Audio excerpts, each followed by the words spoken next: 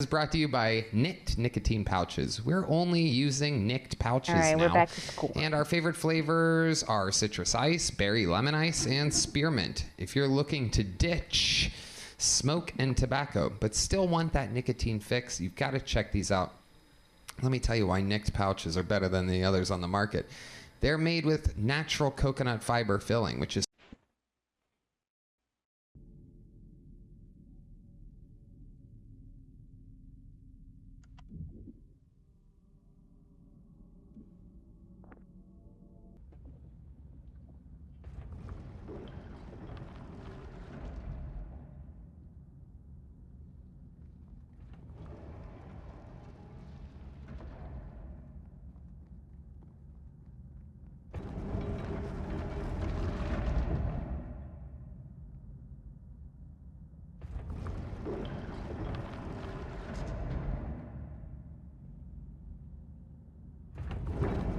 Cool, cool. I'm doing some painting, listening to in the background.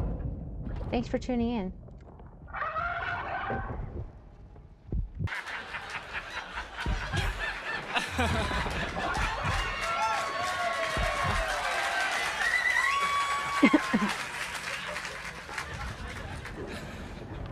So sometimes going around straight people feels like going cow tipping. Are they awake? Are they not? We'll get there. So over the holidays, my great grandma told me that the best nigga to be, or the worst nigga to be, my bad, the worst nigga to be is a white nigga. Now this is a 90-year-old woman. She tells me shit like that all the time. She told me when she was little that she used to terrorize white kids by saying, God loves us more because he took the time to color us in. I think it makes sense. And then they had me, and I think she questioned everything after that, but it's okay. It's all right. So I've heard that joke all many right. times. That's it for Phoenix. I'll stop there. Boom. By dark-skinned This folks. is your second time on the show. Yes, How could I it forget is. a Phoenix provocateur? Never. One of the rare. Never. Whatever the fuck you are.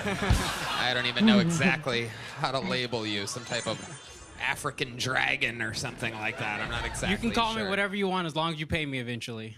Well, looks like I'll stick with Phoenix provocateur There then. you go. That's what I thought. I'm not in the business of paying these bucket pools. Just curious how much, just for my personal information. Just as a what if. Just give me your wallet. We'll make it work. Oh shit! Hurry up I and am almost hard right now. yeah. Time to slowly take things out of your wallet and then hand it to it. Right. Her. I got about 7 layers on, so we'll make it through the whole wallet. Okay. I think he's more interested in the bottom layer. Yeah.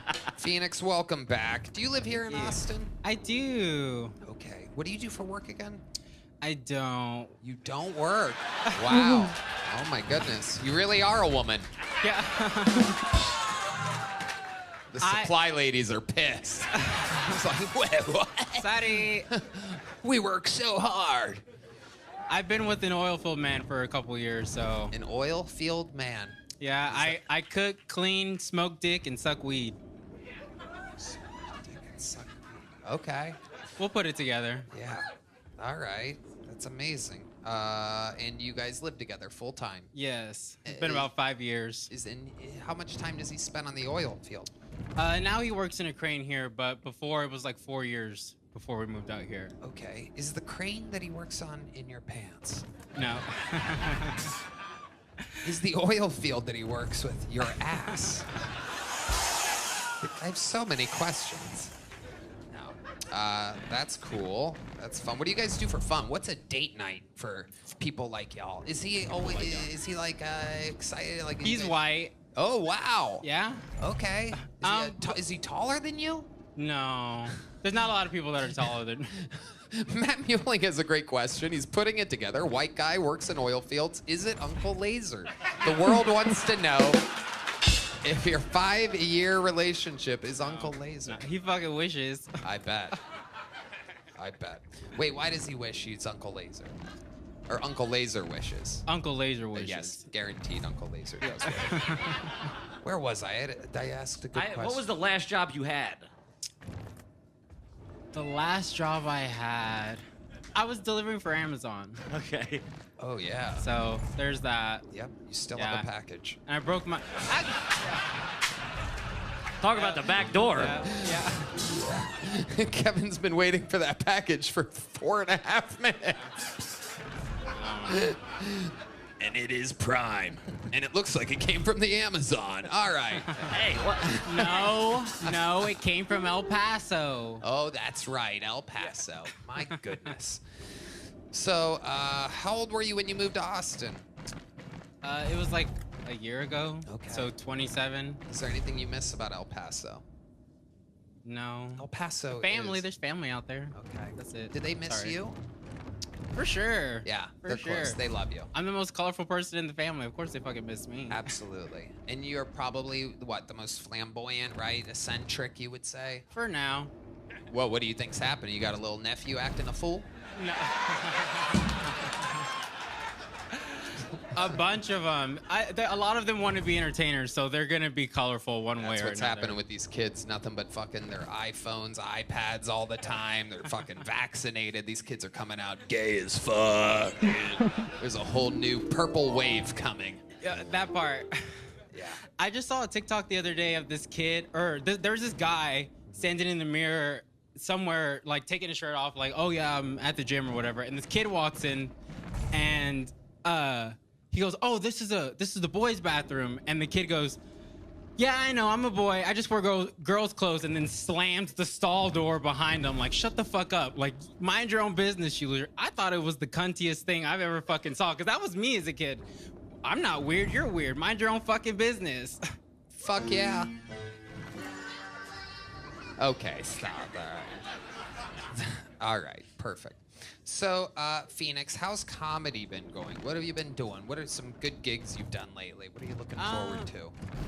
Well, I just did Nashville again, probably a couple weeks ago, and honestly, I don't know. I'm just looking to try to, like, break the glass ceiling a little bit. I've been on stages for, like, 14 years, so at this point, if I'm not getting paid, I don't really move off of my couch, because I got dick and weed and champagne at home, so. That's incredible. Such a, you know what you like. You know, these people that, like, stayed the same gender their whole lives, they make things too complicated, it seems. For sure, for sure. Colors and knowing where your asshole's at is a lot of fun. That's what I always said. This grandma of yours, are you still close with your grandma? Yeah. Yeah. What? Family. They're No, all it turns we're on all a over little here senile, on but the yeah, right. we're all still around. Senile? Crazy, just crazy. Before it We're used all to turn crazy. on What does this grandma side, think about? Did she know that you were going to? And what do you think? and now it You're turns really on tiptoeing around this. on the right. I've never seen Tony blush. That's crazy. Being on my tiptoes is the only way to hang out with Phoenix. She is a big lady. I'm She not is a- that big. Damn. You are a power forward. What are you talking about? You are getting rebounds above everybody on this fucking. Now she got high heels on. If I did a jump split, all of the lights on 6th Street would go out. And that's just because of my dick. I bet it would. I bet it would. I love it. So all your time on stage, you said 14 years you've been on stages. What were you doing again the rest of the time? I became a national champion as a dancer, and then I became an infamous drag queen here in the state of Texas, where I just bring fear amongst everybody. They hate to see this ponytail. Oh, I don't have a ponytail right now. Normally I do. Right. But they hate to see this fucking hair coming because I'm one of the highest paid girls on any fucking show I'm on. And that's with tips. Crowd applause, whatever. Yes. So, I come here to say, I don't come here to ask if I'm entertaining. That's already been proven, verified, and decorated. I come here to get another ring, if that makes sense. Right? Absolutely. Sharpen another knife. Absolutely. Incredible. Guys, what do you think about Phoenix Provocateur? Oh, yeah, I'm gonna hi. ask my It's like oddly turned on and also very, very scared. Yep. Good. Yep. Goes both Yeah, ways. you're captivating. Yeah, that's the brand. It's working. I am confused. I'll give you that. You It's guys casual. are from New York. I bet you didn't think that we had these in Texas. Avatars? Ah! Ah! Ah! I'll take that. A lot of people don't know that Texas is I don't even know known how for I its got to trannies this and its point. drag queens. We're everywhere here. It's just not something the media wants you to know. Yeah. We're fucking here. The fake news is not reporting Bruh. that. Yeah. Sorry, I'm like, I love it. Overreacting You're over. being awfully quiet over there. I know. This is right in Foley's wheelhouse, by the I'm way. not exactly sure He how loves this puzzle sweets. works. I don't know if but- Adam's apple is on that list of his favorite sweets. There's surgeries for that. Oh, I'm a Toblerone man. Don't worry. You're a What's what? it on that again? European candy. Things are long? happening. Tootsie Roll. Oh. Ah, Is this another Midnight Cowboy reference coming here? Some deep cuts coming for me. I love it. Have you ever played sports? A bunch of sports. Yeah. I did track, I literally almost said cock country. Cross country. Yeah, cross country, Cross- basketball, and then dance was my main thing. Right.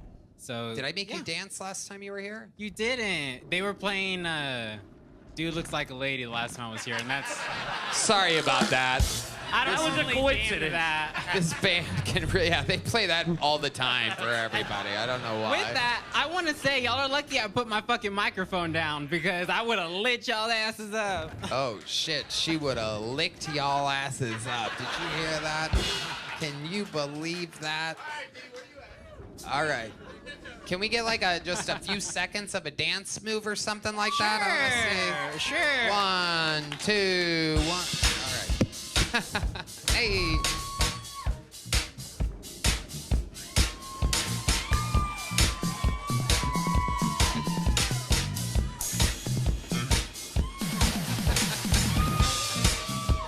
This party is wild.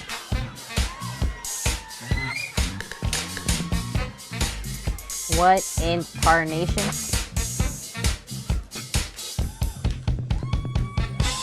Wow, that is incredible. That is so ladylike. That is so ladylike. That is incredible. Like, that's the part where it's like, oh, it's a fucking lady. I told you I would have been a DCC if I didn't have a 9-inch dick. What's a DCC? A Dallas Cowboy cheerleader. Oh, okay. But I also found out they only get paid $500, and I can make that in brunch, so fuck that. Wow.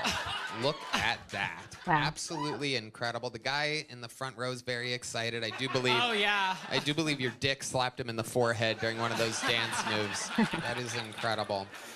It's still taped between my shoulder blades. You were fine. Phoenix, you got a big joke book last time you were here? No, I got a little Well, one. guess what, my friend? There you go. Were you gonna catch it with your ass? That's incredible. Phoenix Provocateur, everybody. There she goes. Oh, well, wait a second. No way. Wow. I have been informed that the first girl's boyfriend has randomly been pulled out of the bucket by our production team.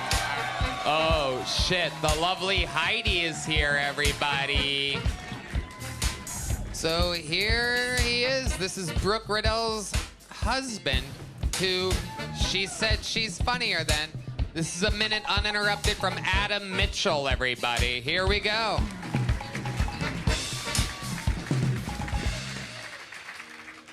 So I want to tell you about the time Mormons came to my door to spread the word of Jesus Christ for the first time. I was a 13-year-old kid. They knock on the door. They go, "Hello, sir. Can we please talk to you about our Lord and Savior Jesus Christ?" Really? Get the fuck out of here. They're like, "No, we have to. Plus, he's watching." I'm like, all right. Here's my mom. You know, they always ask for the parent. And my mom's like the most Jewish lady ever. She comes to the door. "Hello, boys. How can I help you?" They're like, "Hello, miss. Can we talk to you about Jesus?" "Follow me. I do have a pile of leaves, 2 rakes, and a trash can. If you please clean the leaves, I'd love to listen to you talk about Jesus." And they did. And they mowed the lawn, and they cleaned out the garage, and they came back. I think my mom was the only person in our little town listening to these kids. It was great. You were doing the Lord's work and my work. I didn't have to do chores for months. All right, thanks, guys. All right, Adam Mitchell. Okay. Hi, Adam. Hey, Tony. How's it going? Good, how are you? Good. This is a magical night for you. This is a dream come true. Your wife was pulled out of the bucket 2 bucket pulls ago. That's right. In between you guys was a massive black tranny. The only thing separating you guys was a Phoenix provocateur. 7'6" Oh, in the I think this is air. it. Behemoth. No! Lady. She can dance. She's I was so sure. talented. She left here with a big joke book. Did you see her? Yeah, beautiful. Oh, look at this guy trying to make it in showbiz. This guy wants to be in one of his ladies' Disney commercials. Absolutely beautiful, Tony. No, I'm kidding. All right, Adam, welcome. How's it going? So, how do you feel about all this? How do you think that minute went for you? I think it went pretty well. Pretty well. Yeah. All right. Okay, some of those people. Some people, that's about the amount of people that voted for Kamala Harris in the last election. It's a small percentage. I love it. Adam, tell us something that we don't already know about. What do you do for work again? Oh, Jesus Christ. How could you forget? Oh, my God. You've been doing stand-up for 2 years. You started because your girl was kind of doing improv and That sketch, took a little right? too long, I Yeah, think. so she started about 2 years ago. I started about a year ago. Okay. Yeah. All right. And what's the highlight of your comedy career so far? What's the most fun you've ever had doing this? I got to do the Ice House a few weeks ago. In Pasadena. That's right. It was a lot of fun. And how long did you do on that? Oh no, there's I another think I one. did 6 or 7 minutes. Yeah, all right. And you kept their attention? You kept it going? Yeah, it was What a lot other of fun. types of things did you talk about? You obviously did that Mormon story, because if you're willing to do it in front of millions of viewers, Yeah. then that's part of it. What else did you talk about? I talk about Mexicans and my big juicy ass. What do you so hold on a second here. We're gonna get to that. We're gonna get to that juicy ass. What do you say about Mexicans on stage? I have to know what the most white human being I've ever seen in my life. A guy who lives in a Danish Kenny super Power, white do you community. like Red Band? No, Oh, fuck, but- fuck. Okay, what is I it? mean, it is in Southern California, so I Please got don't make me do a ton that of Mexican friends and people I 'Cause I admire. And don't they're know just super, how I have tons of friends. They're great, admirable people. You're Yeah. like, no one says that. Oh, I love thank taco God. salad. I'm gonna have to do that All right, again. all right. Okay, so what do you... Agency, they went to But the moon sometimes it's allegedly. just really funny. So, Pemex may not Do get you us like to Red Mars, Band? but we'll get us across the border. You say I'm doing deep cuts? You never had a Toblerone before? You fucking animals? Interesting. Some What does that? more. What does that mean? Your childhood normal? You do anything weird? What's going on with you? Was that rough for you? Was there a lot of anti-Semitism, as you guys call it? I mean, I got called.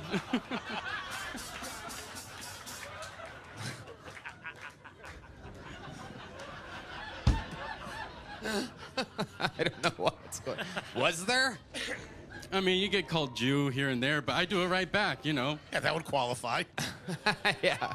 How did they say it? What was the meanest anybody? Do an impression of the guy that was the meanest. Okay, you. so I think people expected me, since I was Jewish, to be smart in class, so they'd copy my work and just get it all wrong. So one day, the kid behind me would like sneak over after he failed the test, because I also failed it, and just go, Jew. Wow. He wasn't wrong. Yeah. Yeah, he got that right. Yeah. All right. How's your single mom doing? Oh, she's great. She just retired. She paints murals at the school she retired from. Oh. Yeah, she's an artist. Yeah. Okay, very nice. And what exactly are you doing on this supply chain? I just make sure everything gets made and gets to the warehouse before it's supposed to launch. That's what I would say if you asked me what supply chain management is. Yeah. Yeah, that seems like the most basic answer humanly possible. Yeah. Wow. My goodness. Adam, one last question. What scares you? What are you scared of? What am I scared of? Yeah. Well, I love cars, so I think dying in a car accident, because I drive a lot. I love cars, so Probably dying in a car accident, driving too fast and being too reckless. Do you drive fast? What kind of car do you have? I have an E90 the BMW 328. It's nothing crazy, but Whoa. it's 14 years old. Yeah, it's sick. You are Jewish, yeah. Wow. And you're inside of a 14-year-old. It has a gas leak. It has a gas leak? Oh, okay. That's an attempt at a Jew joke. I see. Oh. Wow. Ugh. All right. Well, you and your girl can take your 2 tiny joke books and make a big one out of it if you Thank try you. hard enough. There he goes, Adam Mitchell. Oh, he's really We're short. having fun here. Everything's right on schedule. Hello there. Looks a lot and taller. This podcast is sponsored by ZipRecruiter. Guys, I love working in podcasting. I love having my own show, getting to do this in the best comedy club in the world with amazing guests. I'm feeling grateful. If you're doing what you love to do, there's nothing better than being surrounded by people who love it as much as you. And if you own your own business, you want to No, I hire can't. employees who love what they do to boost the anywhere. overall success of your business, plus make it a pretty great place to work. But how do you find passionate employees who are a good fit Sit this for all way. of your roles? ZipRecruiter. And right now you can try it for free at ZipRecruiter.com/KillTony. Oh, Ray-Ban. Tony, I love ZipRecruiter. ZipRecruiter is a hiring site that employers prefer the most based on G2. How fast does ZipRecruiter's smart technology start showing your job to qualified candidates? Immediately. Not to mention ZipRecruiter's powerful matching technology works so fast to find top talent, so don't waste your time or money. Amazing. Hire experienced people who are excited about what they do with ZipRecruiter. 4 out of 5 employers who post on ZipRecruiter get a quality candidate within the first day. See for yourself. Go to this exclusive web address to try ZipRecruiter for free. ZipRecruiter.com/KillTony. Again, that's ZipRecruiter.com/KillTony. ZipRecruiter, the smartest way to hire. It's an exciting time. Make some noise for your next bucket pool. His name is Javier Ramirez, everyone. Javier Ramirez. Hello, everybody. Hello, world. Good to be here. Okay, let's talk about it.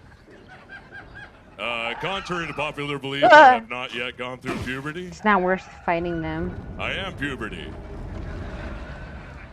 That is my favorite way to say I go inside of teenagers. yelling. Huh? Who's with me? No? Oh, no. But yeah, I just moved back to America. Very happy about that. It's cool to see slimy people sell everything, even kids. So, wonder what a commercial with that? Yeah. Come on down. We're running a sale on new children with features such as feistiness and easy disposability. Ooh. Call now or visit our website, theclintonfoundation.org. Yeah. Do you guys like impressions? All right, here's one. I have a pussy, I promise. That's Michelle Obama. Big Mike. Usually I'm not good at those, but that one is spot on. All right. Thank you. Hell yeah, Javier Stupid. Ramirez. Closing with his best joke, always a smart move. Erases the memory of all the creepy shit you talked about before. What the Yeah. fuck is going I on? do love kids. Okay, all right. Oh, no. I want to... Sorry. Go ahead. No, sure. If you're gonna be creepy, go right ahead. We love it. Gives us something to work with. How you doing, huh? How are you? Good to How are see you? You've been on this show before. Yes, once, and I was on with Matt Rife, yeah. Okay. It's a fun Absolutely. time. Good to see you guys, huh? Yeah. Hey, buddy, how are you? Yeah, good, doing good. Good. Yeah, not nervous at all. Oh, yeah. What's going on? Blah, blah, blah, blah, blah, blah, blah, blah. All right, Javier. All right. So, what do you do for work? So I work in tech, but I'm really trying to... Yeah, I'm sorry. Keep going. And you're really hoping to what?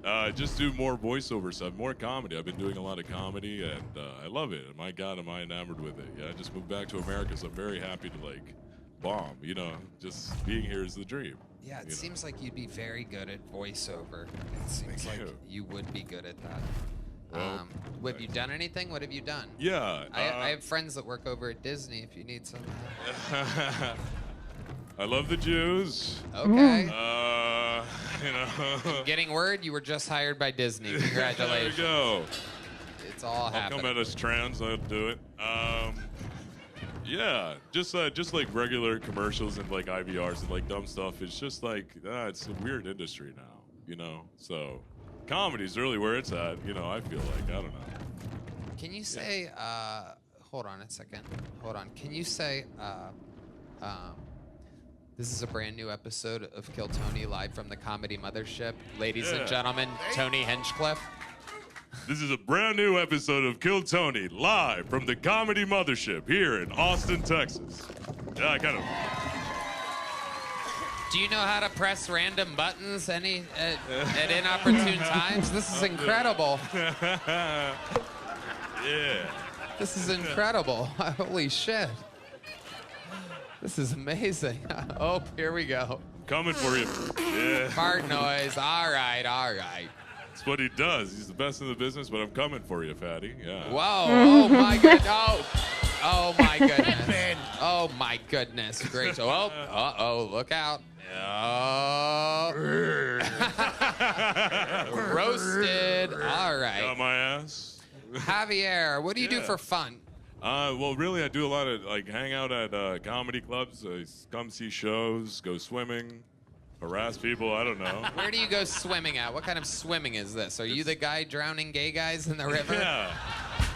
Come on over here. Let's go for a swim, my little friend. A lot of deep strokes. No one's gonna hear you scream. I muffle them, baby, you know. But yeah, just mostly a lot of comedy. I'm always at a creek and, yeah, hanging out, you know. Okay. Yeah, a Okay. lot of comedy. When did your voice start to sound? How old were you when your voice started sounding It's like about that? 15. It was very confusing. Did not really know Yeah, what. how long have you been a ghost? Get out. Don't die, don't die, don't die. There you go. Yeah. You know, I was definitely creepy from before that, so, you know. What was creepy before that? Everything about it. You look like if AI made a pedophile. Oh, thank you.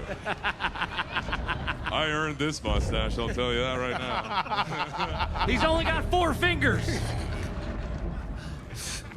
Shit. It's a deep cut. Yeah. Wait, what? Really? It's a good- Why? That's from the Graham Norton Andre- show, right? No, it's Andre We're the trying to Giant. expand to European I don't know. markets here. I love it. fucking Javier, no do you have shit. a girlfriend? A boyfriend? I'm fucking. What are you fucking exactly, Javier? No, I'm haven't kissed anybody here. Yeah, very funny. All right. No, I'm not. It's hard to date here in Austin. There's a bunch of whores around, you know. Well, that doesn't make any sense. That would mean that it's easy to date. Well, yeah, you know, it's been fun, but, you know, I really want to, you know, a traditional. You know, I just moved back from Costa Rica, so it's like, I wanted one that I could talk to, you know what I mean? What? Knocked out. What do you mean? I don't know what you mean. I don't know. It's just that these white. No, Go ahead. Let it They're out. white No, in no, I Costa Rica. love the whites. I love all of them. You know, it's just fun. It's just like it's a dating city, you know. So it's not really I'm trying to. What? You've had answers for everything up until this part right here. Yes. What's a date with you like? What's going on here? I bomb a lot. No, it's fun. I like to, you know, have fun with them, and then. And then tie him up. He sounds like he's and never put 'em talked in to the a girl trunk before. Yeah, of this is my freaking car. me out. I talk to him and we go swimming. Yeah. I think we should make this guy sweat. Let's do a little segment on a date with Heidi, everybody. Heidi, yeah. we've done this before. There's nothing like watching a nervous man who's not good at dating look Heidi directly in the eyes. Heidi, grab that microphone right there. Let go of her hand, you freak. Smoother than I thought he'd be. Hey, hi. Wow. All right, let's get the lighting right for this, guys. This is a little date session. There good you to guys see are. you. Good to All see right. you, You Javier. look fantastic, Heidi. How are Muchas you? gracias. I'm so mucho good. gusto, mi amor. Good to see Oh. you. Ew. Yeah, so what do you like to do usually when you're not with Tony? I like to dream about being with Tony. Oh, yeah. Do you like to read books? Do you listen to books? I do. I do both, actually. I listen Oh. and I read books. I would love to read to you, baby. Let me tell you. With that voice, you can tell me literally anything. Yeah. This isn't You like real. smut? I know, that's right. I don't like Well, do you? I don't know. What is smut? Well, I've come to realize you guys what you're reading is horrible, terrible things. I don't know. What do you like to read, Heidi? I like to read. You really are bad at this, books. Javier. Yeah. This is Good. absolutely incredible. A Previous. lot of two Dostoevsky. questions at a time. Do you read books? Do you listen to books? Yeah, just one thing at a time. Wait, I shouldn't have Yeah. gone. Yes, a lot of Dostoevsky philosophical books. The Oh. Bible. All right, Heidi, we get it. You're smart too. Don't show off. Heidi is smart. Make it about Javier, Oh, Heidi. this is Make right. it about Javier. Yeah. Javier, we're you gonna like give you another shot. Let's pretend like you're deeper into the date, Yeah. right? You guys have already eaten. The waiter just asked if you guys want dessert. She wanted cheesecake. He walks away. Now you're planning your next move. Javier, what do you say to Heidi? Look her directly in the eyes. Do not break eye contact with Heidi. Yeah. Heidi, you do So- not have to touch him during this Yeah. thing. Yeah, she. Really This got is into not it there. real. The waiter walks away and action. Most girls aren't like So, like do you Heidi. like a dark spirit? Jesus Christ. Can you think of anything creepier to say? Jesus fucking Christ, Javier. Do you like it when ghosts crawl out from under your bed? Are you into worms by any chance? Please don't take me to Ladybird Lake. Oh no, baby. You're going straight in a barrel. All right. All right. I'm sorry about that. I'm sorry. All right, I'm trying so hard, Javier. I'm trying to Thank get you. you to close strong. Let's Yes. try it again. Dessert order taken, waiter walks Yeah. away, and action. Do you like Latin men? Latin men. Have you ever been with a Latin man? Sí, por supuesto. Ah, see. Very passionate lovers. You do know that, yes? Hey, shut up, my beans. You know, All sorry. right, I was- keep it on the fucking date. Keep it on the fucking Yeah. date. What is it about a Latin man that you find attractive? I like the passion. Yes. Yes. I like the language. I love is the correct. language. I love the voices. Oh yeah. You know? We all sound like this, yes. Hopefully. Ugh, Oh yeah. this is cringe. Well, you know, I have a studio. If you want to go check it out, you know, we could record or do stuff. What sort of studio are we talking here? I do audio stuff. Do you like books? All right. Heidi, get out of here. He's short-circuiting. Shit. All he can talk about is books. How about a hand for Heidi, everybody? A lot of people don't know this. Heidi speaks like 11 languages. She's like the fucking Hans Landa. She had of good this pronunciation. show. I've spoken with Heidi. She's very smart. I don't like to say that. Wait, what did you say? You worked- Well, yeah. Past well, forward I spoke constructed. to Heidi That's before, what the like when I achievement did the show. I spoke to Heidi more. You and- spoke to Heidi. Yes. Okay. Yes. Did you say you Heidi's lovely. worked with Heidi? No. After the Kiltonian from last time. Right. Just spoke. Oh, how you guys not doing, huh? I'm sorry, guys. You could be just a lot more relaxed. It's unbelievable what women do to you. Hey. What happened to you? Did someone bully? Were you bullied by a Oh, woman or Not something? hear my set? Come on now. No, I love women. I'm trying to do it. It's like a robot. This is me. This is me in the mirror before going to work. I love women. You're a man and you love women. Yes. You're a real man and you love women. John You're Wayne a good sounding comedian ass and a good motherfucker. friend. Jesus, dude. Who knew the movie phone guy was such a creep? Coming this summer, me. All right. Why don't you just tell me how you want me to murder you? Javier, did you get a little joke book I lesson? got a little one last There you time. go, and that remains the same.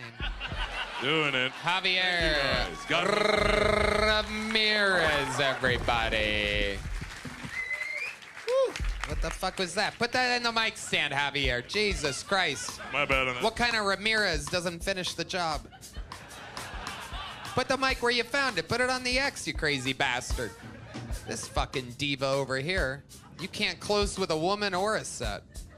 Javier Ramirez. Ladies and gentlemen, we have another, not even a regular, not a golden ticket winner. He's always been a special utensil, a very polarizing figure. You know, word is that the people on the internet don't like him. People in live crowds love him, it seems. We can't really... He's one of the most polarizing figures in the history of the show. Here, with a new minute, Make some noise for the long-awaited return of Uncle Laser.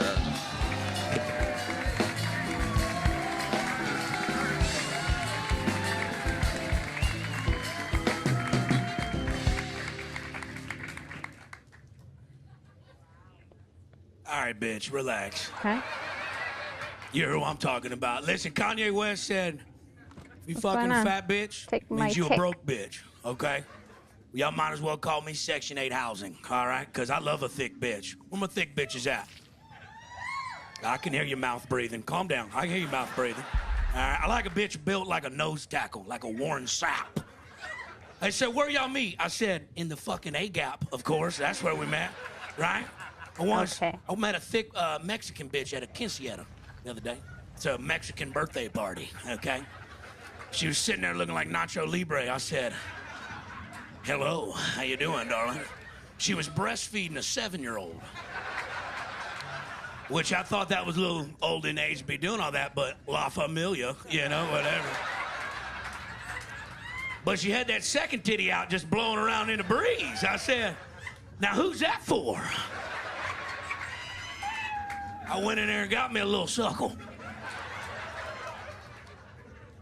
That shit tasted like horchata. I love her very much. My name's Uncle Laser. Y'all been great. Wow, Uncle That was a nice Laser. set. Yeah, good for you.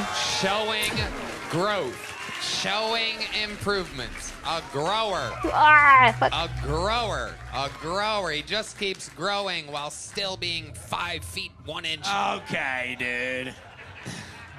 Grew up by a power plant. I'm built like a Clydesdale. Something like that. Something like that. I loved it, man. Pure momentum through the whole set. Where my You're thick too strong, ladies those at, a things. lot of them in the back. There was a Not lot enough, back sis. there. A lot of noise in Oh, the hey. darkness. A lot of ladies like, The please, weapon not near the change. front, not near the front. You could tell the back went wild for the thick ladies. How's it going, Got any Uncle bullets Laser? or what? Going good. She brought Phoenix up here and said that I had sex with her. Yeah, I was fucking... She claims to be with an oil man. I was in the back going, no, bitch, no, you know, not in front of them. Yep. But listen, you get them bottomless mimosas at the fucking drag brunch, and you get them boys dressed up like girls up there dancing Lady Gaga's "I Was Born This Way," and I'm like, were you really? You know, and I'm just like, what's happening? So. Laser! Oh my goodness. Pure momentum right now. This could be his greatest performance yet, everybody. I could tell. What I've seen the him. heck? I've seen him have moments Okay, like this this still before. doesn't This do is any we are going to damage, though. relapse tonight. Laser 101. I've seen it before. All it takes is a few minutes on Take this that show thing for him from to lose control of his entire No Country life. for Old Men. I am not kidding, by the way. It's fun. I did. Kill Tony show and Red Band, It's a please. serious matter. Can we please get it returned? Red Band is already looking at the satellite cameras in Santa Fe, New Mexico. We're trying to zoom in. We could not be more excited.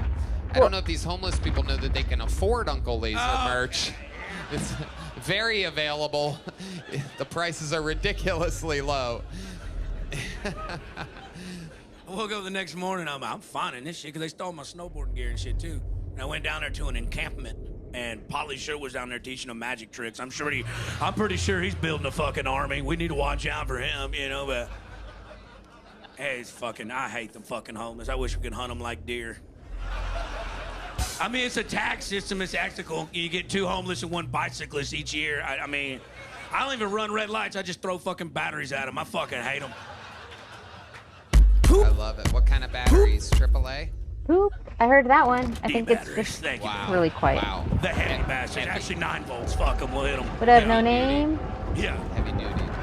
I love it, Laser. And what's your love life like right now? What's going I got a woman down from Buffalo. We just got one of those stripper dogs. Is it a buffalo? Is that what you said? You're Nah, a fucking... little French bulldog. Oh.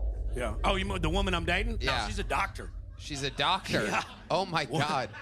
Whoa. What a dumbass. You know what I'm saying? Because I'm not a doctor, you know what I'm saying? Wow. Look, dude, I I'm just guessing she's a proctologist. What's that? specializes in assholes. She's got a lot of work on her hands.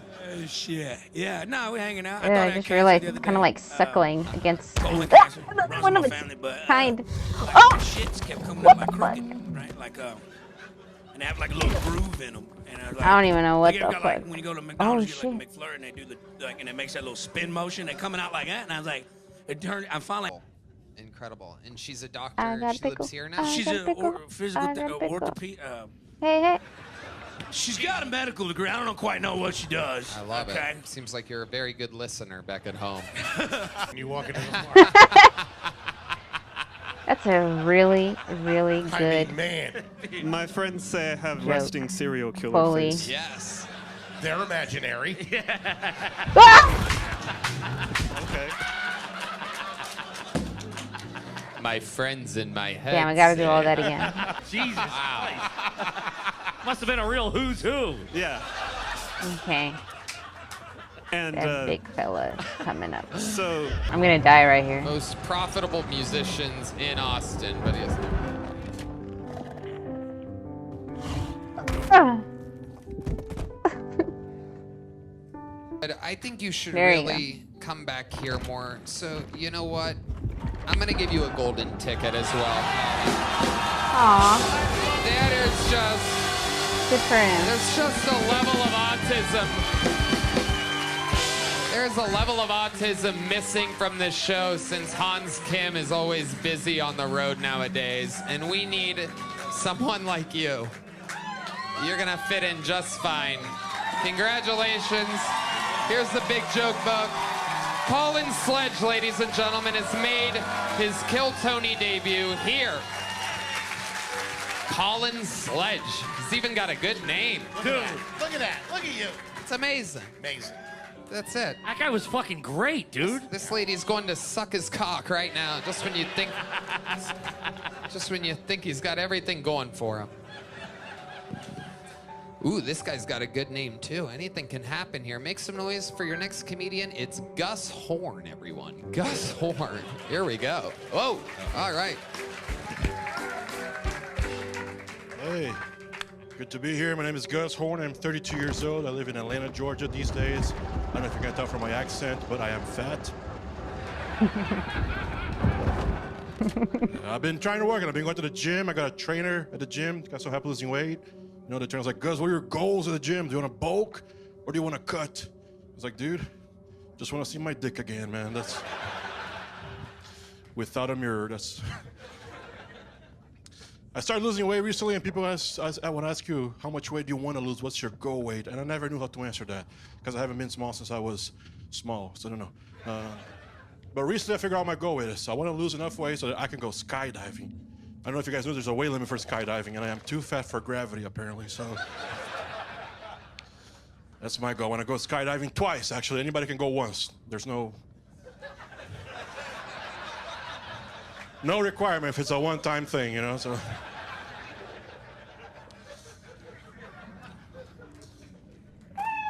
Thank you. Gus Horn. Wow. Welcome, welcome, Gus. Thank you. 31? 32. 32. Yikes. You look great, buddy. What have you been doing this whole life that makes you look like a 60-year-old Bosnian war veteran? I studied a lot, so Yeah? maybe That's not it. What did you study? Cookbooks? That too, yeah. I was a nuclear engineer, I used to be. Wow. Holy shit. Too much time down at the reactor, huh? Yeah. Yeah, this is incredible. Where were you a nuclear engineer at? Oh, man, I worked in New Jersey for a while and also in Austria, in Vienna, Austria. Wow. Is that where that accent comes from? No, I'm Brazilian. Brazilian? Yeah. Wow. Well, you look a Brazilian years older than you are. So stupid. That was a home run, dude. So stupid. That was the best joke I've ever So heard. stupid. Oh, we got D Madness back. There he is. There he is. Okay. So, a nuclear engineer, and you don't do that anymore, huh? My last job was about a year and a half ago, and I've been trying to do comedy full time since then, but I'm running out of money, so Okay. we'll see. Wow. So, what do you think's gonna happen? What's happening, Gus? Tell us about it. You left a major, serious, safe, secure engineering job in order to chase your dreams of being a stand-up comedian. Tell us about the process of that. Well, I started comedy when I was about to finish my master's about 8 years ago, and then I figured if I had spent all that money and time studying, I would do that for a little while I did comedy. And then last job I had, I was able to save a little bit of money, so I've been trying to do it full time the last year and a half. And where do you do it at? How often do you get to perform? Mostly in Atlanta, pretty much every day. But I've traveled all over. I've done it over 20 countries. You've done stand-up in 20 countries? You speak different languages? Portuguese and English, yeah, but mostly Can you in do a English. joke in Portuguese for us? How long of a joke do I? Just 20 seconds. You can really say anything. We don't know what it... I just want to know what it sounds Tem alguém que fala português aqui? É? Yeah. Bom, eu vou contar alguma coisa de nada, vocês fingem que é bem engraçado, tá? 1, 2, 3, pode rir, pode rir, pode rir. Fuck yeah. He's good. Little Portuguese from a little pork and cheese. That's what I call that right there. Ah, man. Absolutely adorable. You guys could be a fucking act together. A groundbreaking new comedy act. Stage breaking too. That's right. Absolutely. So Gus Horn, unbelievable. You were born in Brazil? I was born in Washington, D.C., but my parents moved back when I was a baby, and I lived there until I was 16. Okay. Horn, not a Brazilian name, right? It's one of my last names. It's like from the German side, but my last name is Pereira. So. Okay. Okay. Is it Alex Pereira? Yeah. Wow. And is he part of your Why family? isn't it Unfortunately, no. It's the most common. It's one of the most common last names in Brazil. doing the thing? I know. And then there's the horns. You're a little bit German? Yeah, I think it's from the German before, like the. I had a feeling because you went to Vienna and then Brazil connection. Wait, what did the Germans do? What did you guys do? There is a little horn. There's a horn. There it is. Okay. Anything ever go wrong when you were nuclear engineering? You ever have a little fucking what's that? Chernobyl situation? I worked in decommissioning Oh, there he power is. plants, so they were shut off already. But Should have waited. when I was doing an internship, there was a guy who got caught growing weed inside the power plant. Dude, fucking this weed is the bomb, dude. This shit is fucking nuclear, dude. I can't even imagine. Did you get to try some of this weed? I didn't know him. It was just like a rumor in the office, but. Wow. It's just That batch had to be crazy. That is amazing. Nobody tried it, just a rumor? Yeah, I mean. Gotta love maybe a rumor like that. I mean, we love rumors. So, Gus, what's your love life like? Oh man, I became single about 10 days before Valentine's Day of last year. Okay. So Well, how that's- did that happen? How did you become single? We got a puppy together, and then we broke up 2 weeks later. So Oh my God. Amazing. Who brought the puppy home? Was it your idea? we got it heard delivered. hooker. What? Uber Eats. Yeah. You got a puppy delivered? How did this So happen? I was living in Austria, and there was a breeder in Hungary, and so they brought it over. Wow. And then, yeah, she kept the dog. What kind of dog? An Australian Shepherd. He's cute. What's his name? Charlie. Oh, poor Charlie. He has an Instagram. He does? Do you look at the Instagram? From time to time. There's only one picture. Oh, okay. It's sad for you to see Charlie, isn't it? I saw him a couple months ago. I went back to where I used to live, and we met up for a couple times. So I saw the dog. Yeah. Oh, nice. Did you bang her? That was my next question. Did you bang her? No, Not the no. dog. No. Not poor innocent Charlie, but your ex. No. No. Was the puppy kind of like a way to try to save the relationship? You think? We had a lot of issues before, for sure. Yes, Yeah. it was a bad decision, but it seemed good at the time. Yeah. Okay. Have you been with a woman Wait, this is since the way it that came woman? from? Not seriously, but I mean, one-offs. Yeah. Okay. physically, you have. Yes, yes. How about? Oh, there's Charlie. Charlie's calling into the show right now. Charlie, we're here with your former owner, Gus Horn. Charlie, do you miss Gus at all? Whoa, Jesus Christ. Jesus, Charlie, you're out of control.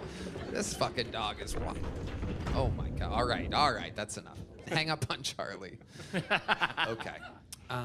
When you said one-offs, you meant one-night stands, right? That's what you meant? Yeah. Okay. I never heard it put like that before. Yeah, it's my foreigner. Where do you find these girls? Fogo de Chao.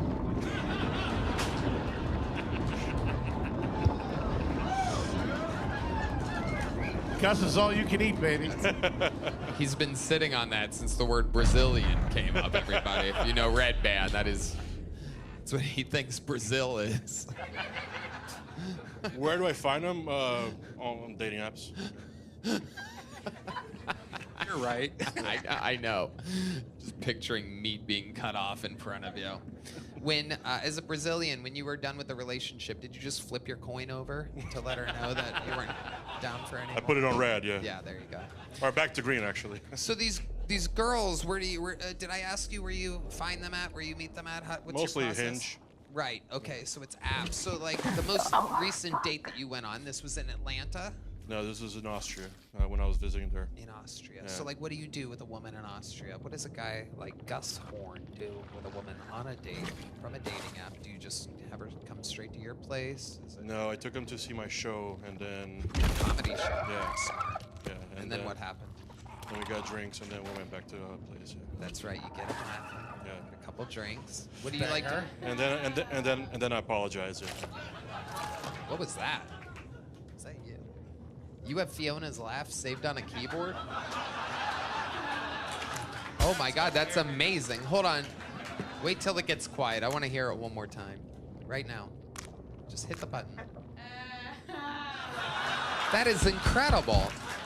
This is amazing. I've been trying to get Red Band to add new sound effects for 13 years. Deez is back there just with his own secret collection. What else do you have back there? Anything else? You just saved Fiona's laugh? I love that. Hit it was an incurable disease. What, am I not supposed to joke about it? All right. Gus, you are a very, very funny man. Congratulations. Thank you very much. How long you in Austin, Texas for? I'm supposed to leave tomorrow, but I don't have a job, so I can change things. Where are you going to go? Atlanta? Yeah. And what's your setup in Atlanta? You have an apartment, a house? Staying with my parents for a little while. Ooh, staying with the parent. Oh, damn. There's a fucking gold-digging bitch that's furious in the back. Here's a big joke book, Gus. Congratulations. Very funny. Very funny. Gus Horn, ladies and gentlemen. Sign up again sometime, Gus. I gotta tell you, this is an interesting name. Some more beers. Oh, it's going down over here. All right. This is an interesting name. Definitely a first-time bucket pull. Let's see what happens here. This is the Kill Tony debut, no doubt, of Jasper the Disappointing Mime. Jasper the Disappointing Mime. Here he is, everybody.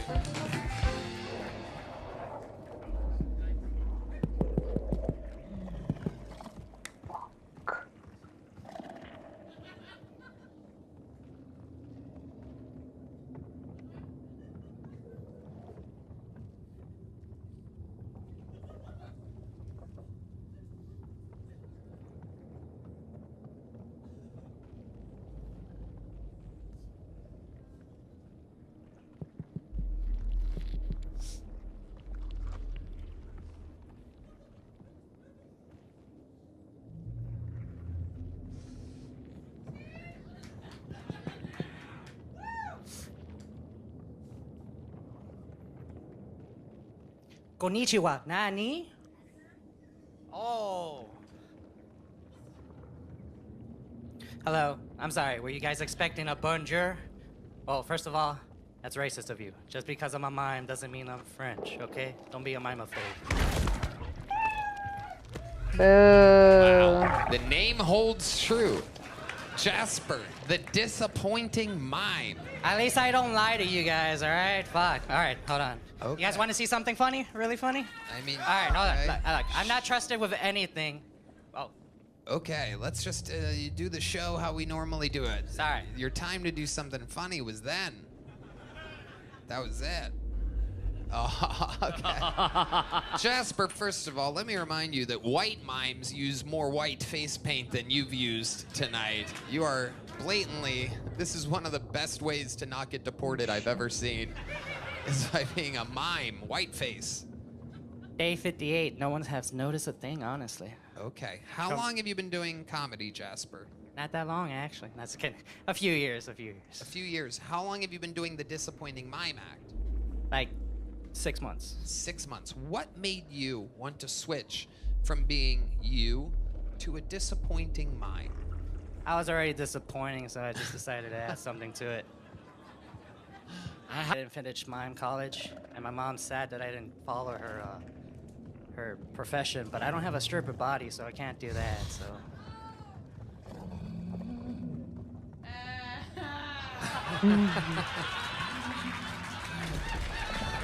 I got one laugh. That's good enough for me, guys. That's it.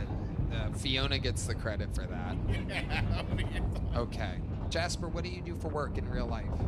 Bartender, because, well, I need a drink other than being up here. Just sad. This is the happy me, all right? The other me is sadder. Is that true? At the lowermost No, point. that's true, man. I didn't lose my virginity until I was like 22. And the only reason that happened is because I got robbed. That's Wait, not what? a bad age. That's a whole nother That's story. decent. You don't have time for it. Don't worry about it. Okay. Okay. We're going to keep it moving along here. Thank you. Jasper. Appreciate that. There you go. There you go. Oh, we don't? Let's get one more up here. Why not? Absolutely. I like them. Now that belongs on the Graham Norton show. You know, sometimes it's like, sometimes you have to ask yourself, What is going on here? oh, they're miming. They're miming music. Wow. They're jamming so hard. D's doing it too. D gets it. Somehow D knows what they're doing. The absolute fucking synergy of this band is incredible, to where the blind guy's like, I'm sorry. I didn't know that was do going believe to happen. that is, as far as I can remember, the first mime that we've ever had on the show, and definitely the first disappointing mime. You gotta like that he owns it. I was gonna ask him to lose the character and do stand-up as himself, but there's just something. There's a line you walk on this show. You know, there's a reason why other podcasts don't just pull names out of a bucket. There really is. There's a real fucking reason why that no one, no matter No! or whatever they may be, has What? the courage to be like, you know what I'm gonna do. I don't know why I'm doing this. I'm sorry, lady. And a big part of the reason why is because every once in a while you get a Jasper the disappointing mime. Someone in which you're like, wow, is this one day going to be used as evidence in a federal Looking at me court? like, you're really going to go into my fucking... We've only had one bucket pull ever. the only way to end go. up being a murder, and, you know, it's true. It's true. There's datelines and everything about it. Gareth Pursehouse. Gareth Pursehouse. And, yeah. Made a movie about it. Yeah, there's a lot going on. They've only just begun uncovering the great mystery of Gareth Pursehouse, who murdered Drew Carey's ex-girlfriend while, yeah, he got pulled out of the bucket while Drew Carey, in an unbelievable turn of coincidences, was performing upstairs at the Comedy Store that night. Gareth Pursehouse got pulled out of the bucket in the main room, and then only, I think, a few weeks or a What couple the months fuck? later, after a terrible performance on the show, murdered his ex-girlfriend, who was also Drew Carey's ex-girlfriend. God damn. Yeah, boo is right. Murders are bad, lady. There's a lot of, oh, yes, boo the murder. Brilliant stuff happening here. I love the heckling from the crowd during a mimes performance, by the way. I gotta give you guys some Guy credit. was ready to kill himself. Yeah. Do it, man. Yeah. Yeah. If anybody sees a little French beret with brains next to it on the sidewalk later, we're gonna know what happened. We are waiting for your final bucket pull of the night. Any second now, young Colt will be walking through that door. What's the point of having headsets for the producers if he still has to run across the street? I mean, you could like just text somebody, right? Yeah, isn't there a better system for this? Is there anything? They're just smiling at us. Yeah, that's great. I love it. It just keeps... Well, we've had a way better week than last week. It is unbelievable. We are indeed coming off of the episode in which we all lost count. There was an absolute record-setting amount of bucket pulls. We got rid of every little joke book. And, I mean, like, it would be faster if I got up and walked over and got the person and walked them back. Like, there's headsets, there's walkie-talkies. It's like a high-level show. We got a fancy table now, and somehow it takes 7 minutes for a... Yeah, here we go. Here it comes. Any fucking second now. There he is. We need a better system for this. You guys ready for your final bucket pull of the night? Yeah! Ladies and gentlemen, here it is. Make some noise for Seth Tilley. Seth Tilley.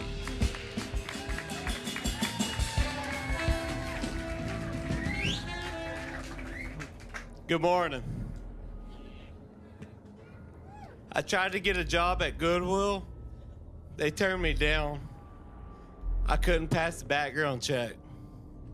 So now I work for the airlines.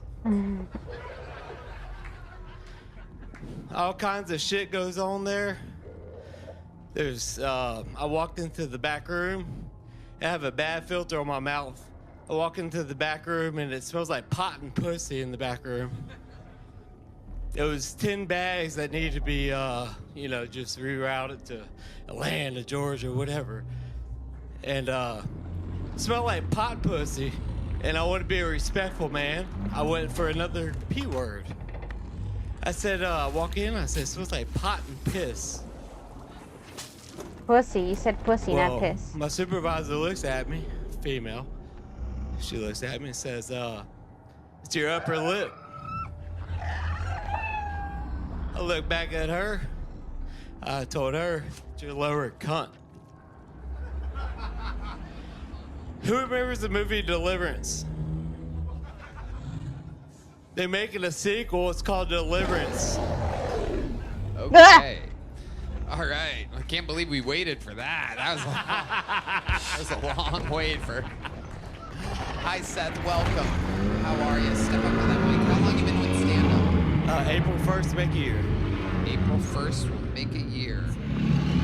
Speaks in those southern riddles. Yeah. Where are you from? Lake Charles, Louisiana. Lake Charles, Louisiana. Absolutely. You like crawfish?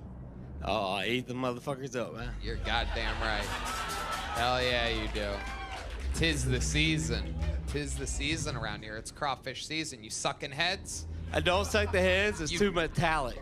Too much what? Too metallic. It has a metallic taste. Oh, wow. Yeah. God damn, I didn't realize Lake Charles was the fucking pussy farm over there. Hey, but I'm open to a pussy eating contest in Lake Charles. I don't have any boats or anything. Oh, yeah. All right. Or do I have them real now? Swagger to you. What do you do for... Looks like he just came out of a coma. Ah! Yeah, he does. He has the swagger of a snowman that just turned into a real human. What do you do for work? I literally work for the airlines, work for United Airlines. Really do? Yes, sir. Holy shit. That's why they're dropping out of the sky. Are you a pilot? Oh, no. They're not that dumb. What do you do for the airlines? Baggage. Baggage, yes. Yep, absolutely. Working on the old supply line. I love it. Absolutely. And what do you do for fun? You seem like a guy that has a lot of pastimes, a lot of hobbies.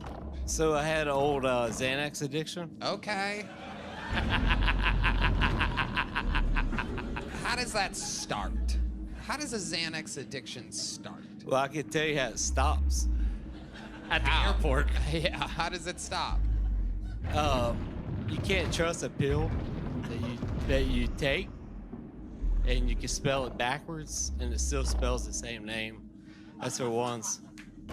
I was on 2 milligrams Xanax, Tony, and I don't know how much that is. Is that's a Xanax bore, and you can break them into 4 quarters. I call that user friendly.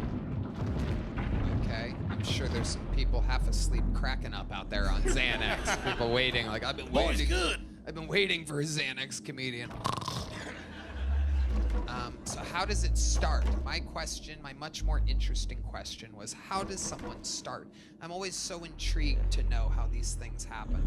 I steer clear of all drugs, except for alcohol, marijuana, and mushrooms a few times a year, in order to not get addicted to anything. So how does a Xanax addiction start? I took melatonin, I've done that like once, and it's crazy. I sweat, I have crazy dreams, I sleptwalked, I took a half of one the next time, same exact shit. I can't do anything. Tell me how a Xanax addiction starts. So you take the pill? Well, right, but You get some fucking water. I think he might. You put it in your mouth, Tony. What are you getting? Yeah. Were you? Let's get some Xanny bars and figure this out. You want to know? So you take it, and a lot of people it knocks out. Right. Not me. It just puts my ass into a almost sexual. Calm, feeling. meditative state. Wait, you know when you just relieve that life of Did stress. you say a homosexual feeling? He said almost sexual. Almost sexual. Almost sexual. I was gonna say, let's get some Xanny bars. Yeah. But what made you take that? Was there a lady that's like, you should try one of these? Something like that. That first pill, where do you get it? How do you find it? How do you know you even like it? How do you want it? I caught it. The first caught it? You caught it like it's a fish? No, more like a catcher's mitt. How long have you been off Xanax? 3 hours. Yeah. Year and a half, y'all. Yeah, like it's a fight. It's a bad fight, y'all. The alcohol and Xanax, a beer with it, it's like there's a tingling in the feelings. I'm being like real. Like, yeah. No, I get it. Again, that's why I don't try these things, because I'm afraid I'll like them. It seems enjoyable. Yeah, you're a smart man. Uh-huh. Yep. Okay. So what else, Seth? What else have you been doing your whole life? How old are you? I am 38. Jesus Christ, what is going on tonight? There are a lot of extremely... It's like, I'm 17, Tony. Like, what is going on in here? Crawdads and Xannies. It's unbelievable when Red Band looks younger than all the bucket bowls. Hey, what would you do for a Xanax bar? Okay, this guy loves Xanax. I love it. Fighting it, don't it? Right, you're fighting it right now? Nope. Okay. The sweat on your upper lip tells me different. Yeah. It is incredible. Hey, that's what she said, bro. Okay. All right. Okay. With the rest of your life, Seth, what else have you done? You've lived a full life other than Xanax. What have you done? Yeah, I have a master's degree in criminal justice. Yep. Okay. Yep. I have hands-on experience, not from the good side. I also do computer work, and oh no. Actually, gave Ramban Ray-Ban? Oh, no. Right? Oh, no. Is he what I think he is? I gave him a firmware update earlier, but he's going to deny it. But to his phone, yeah. Wow. Yeah. This is absolutely incredible what's happening here. He was on Wi-Fi he wasn't on 2.6. He knows what I'm talking about. I feel like I'm on Xanax. What the fuck are you talking about? Ram Bam. Do you know what he's talking about? Do you know what he's saying? Shit, I don't know what he's talking about. Shit. You gave me a firmware update, and I'm on. Yeah, look, he's checking. It's not gonna show you. It's not gonna tell you that I gave you that update. Come on now. What does that mean? Can you explain to us normal people what a firmware update from you would? Yes, he was not on 802.11.ax, and he knows exactly what I'm talking about. No. Oh yeah. Nope. Oh yeah. Wow. Look, I'm denying it. Oh yeah. Look, he's checking it. China. I'm on VPN. I'm just a computer nerd. I'm fucking with you, right, man? I'm fucking with you, man. Here's a little joke book, my friend. You're going. There you go. Caught that. 2 disappointing mimes in a row, everybody. All right. Now, this episode had a lot of momentum early on and slowly, right towards the end, got very sad. And I think there's only one way to end an episode like this. It's to jolt us alive one last time with the stylings of the Hall of Famer with the most appearances ever on the show, the most interviews. He's back, and he's redder than ever.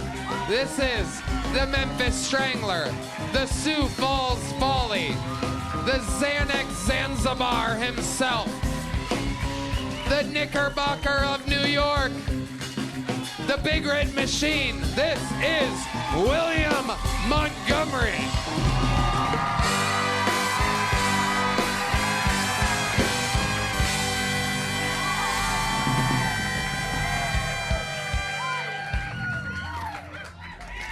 I feel like we should ramp up President's Day just a notch. Like we should all be forced to kneel on rugs that face the Washington Monument and pray to the gods that we elected. So the buzz in Hollywood is they're making a prequel to Cliffhanger and it stars a volcano. Because volcanoes make mountains at Cliff. Okay, let's keep moving. Fuck. Elon Bruh, Musk I literally says that just millions figured of that people out right receiving now. Social Security payments are between 150 and 200 years old, with one person being 360 years old. Red Band, I knew your mom was old as shit, but damn! Oh. Fuck! Germany is cracking down on hate speech. Seems a little ironic. Okay, that's my time, Tony. 59.99 seconds. Like the man who's done it more. Fuck, I was than so close to a anyone minute. ever. You nailed it, my friend.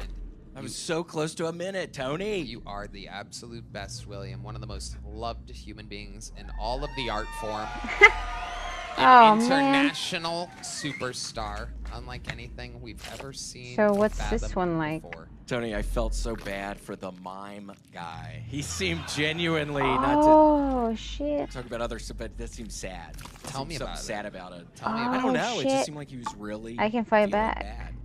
It seemed like he was really depressed, and I want to say, thank God I'm still back. That's what off those things of are refilling Call with of the Duty tick. Chemo grind and. Tony, I've been doing the row machine. Guess how many miles? They do row machines in meters, but guess how many miles I've done since the beginning of February on the row machine? How many? 61. Whoa. I am doing a shit ton. It's wonderful. I'm listening to Blues Traveler exclusively. It's been a very therapeutic thing for me, Tony. Have you thought about, because we have a very, very beautiful, very famous river here, have you thought about rowing in real life? I don't know. Well, I've looked up clubs. They have clubs here in town, so maybe one of You don't even need a club. You could just have your thing. Just have your thing and go out there. Canoe. Your I need to figure it kayak. out. I You need could to have your figure out own- the logistics. You could have your own It's probably kayak. doable. You could have a kayak. Yeah, the one-bedroom apartment. For real. I'll all the way over maybe here. at some point. It's a dream to get a rowing machine. I get in my car today, Tony, and the fucking volume doesn't work. I'm trying to listen to some Blues Traveler. I was gonna listen to Hook on the way over here, and the fucking volume's busted on the fucking Volvo. Why? How could that possibly be? How could the volume be busted? I don't know. I was trying. Wow. Now, when you say the volume's busted, does that mean you can hear it a little bit? No, not at all. It wasn't even working at all. My goodness. So, but when you get to the gym, you put in headphones? Correct. Yeah, I got the kind that you just put inside of your Ear. ear. Yeah, that would be It's a good kind to do. It's a good kind to do. Tony, I swear, I don't think I've eaten enough food. I've been burning all these calories. I feel insane. I feel crazy, kind of. I ate a Cliff Bar on the way over here, but I don't think I've eaten enough. It's not good right now. I feel like I'm sweating. I feel... You do or you are. There is a little bit of perspiration happening. There's a lot of food up in the green room. You didn't want to partake in any of that? No, not ever since it got me sick. I cannot believe y'all still have that fucking food up there. What do you mean I cannot believe y'all still have him bringing the fucking food up. What do you mean it got you sick? Like a year ago, it got me sick as shit. I ate one of the fucking cheeseburgers. Don't you kind of always get sick from things? I just ate 7 tacos up there. Yeah. No, I'm kidding. It's pretty good food. It's good. I don't know. I just didn't eat it. Didn't want any of it today? Just didn't want any of it. You'd rather be hungry. Yeah, Can I I'd ask rather a be question? starving. What kind of car do you drive, William? Volvo. Okay. That's it. I was curious.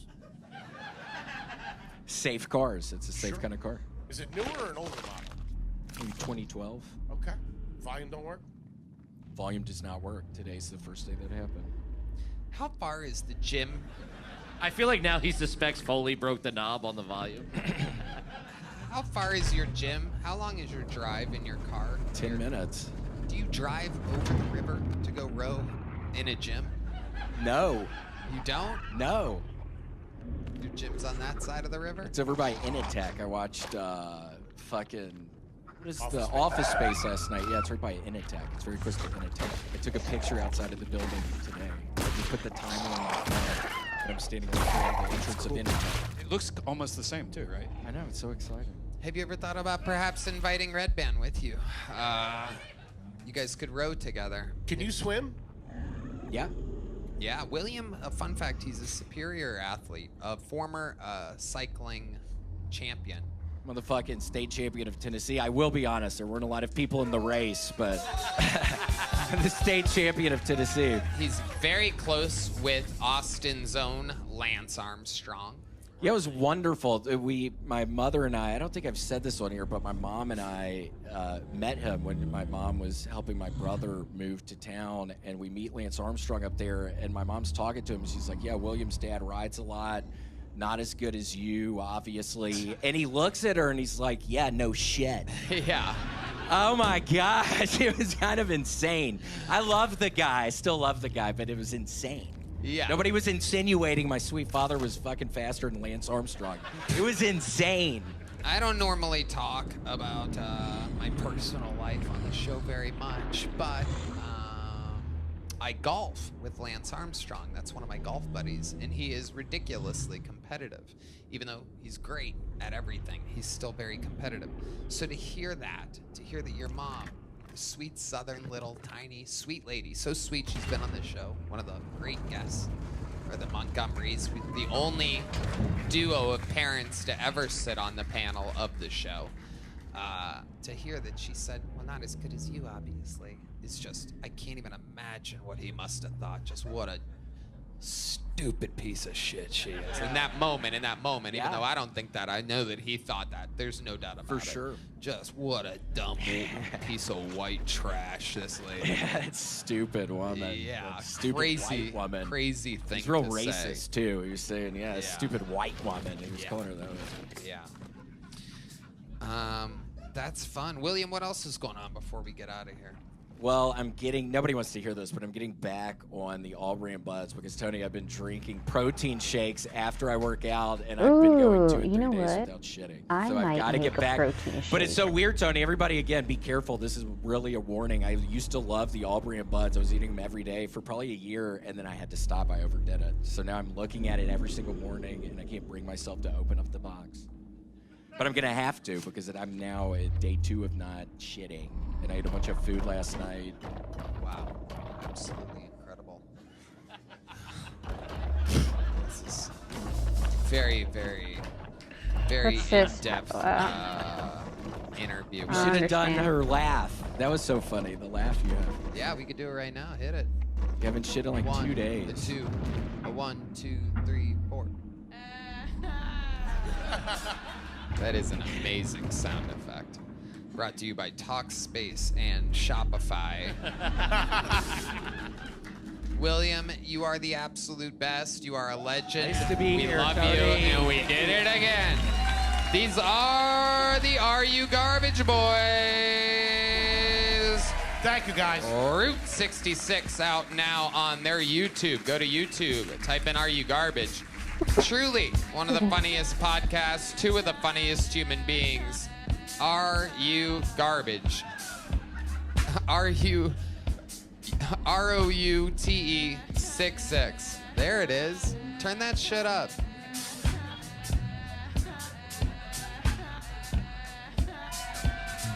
Thank you so much, everybody. Red Band, you want to say anything? Check out the secret show at the sunsetstripatx.com. Love you guys. Big announcement coming. Stay tuned for those of you that live around the world. Chris Rogers, what do you got tonight? What do we got over there? Oh, Matt Muelling, look at that. Wow. Unbelievable. Incredible. All right. Audience, we love you. Thank you. Good night, everybody. Thank you so much. All right, perfect timing because the dogs need to go pee-pee. I'm gonna make a protein smoothie that I haven't made in a long time. It's been too cold for it, but today's just warm enough. All my fruit's frozen, so I'll make. Oh, I saw some bananas in there.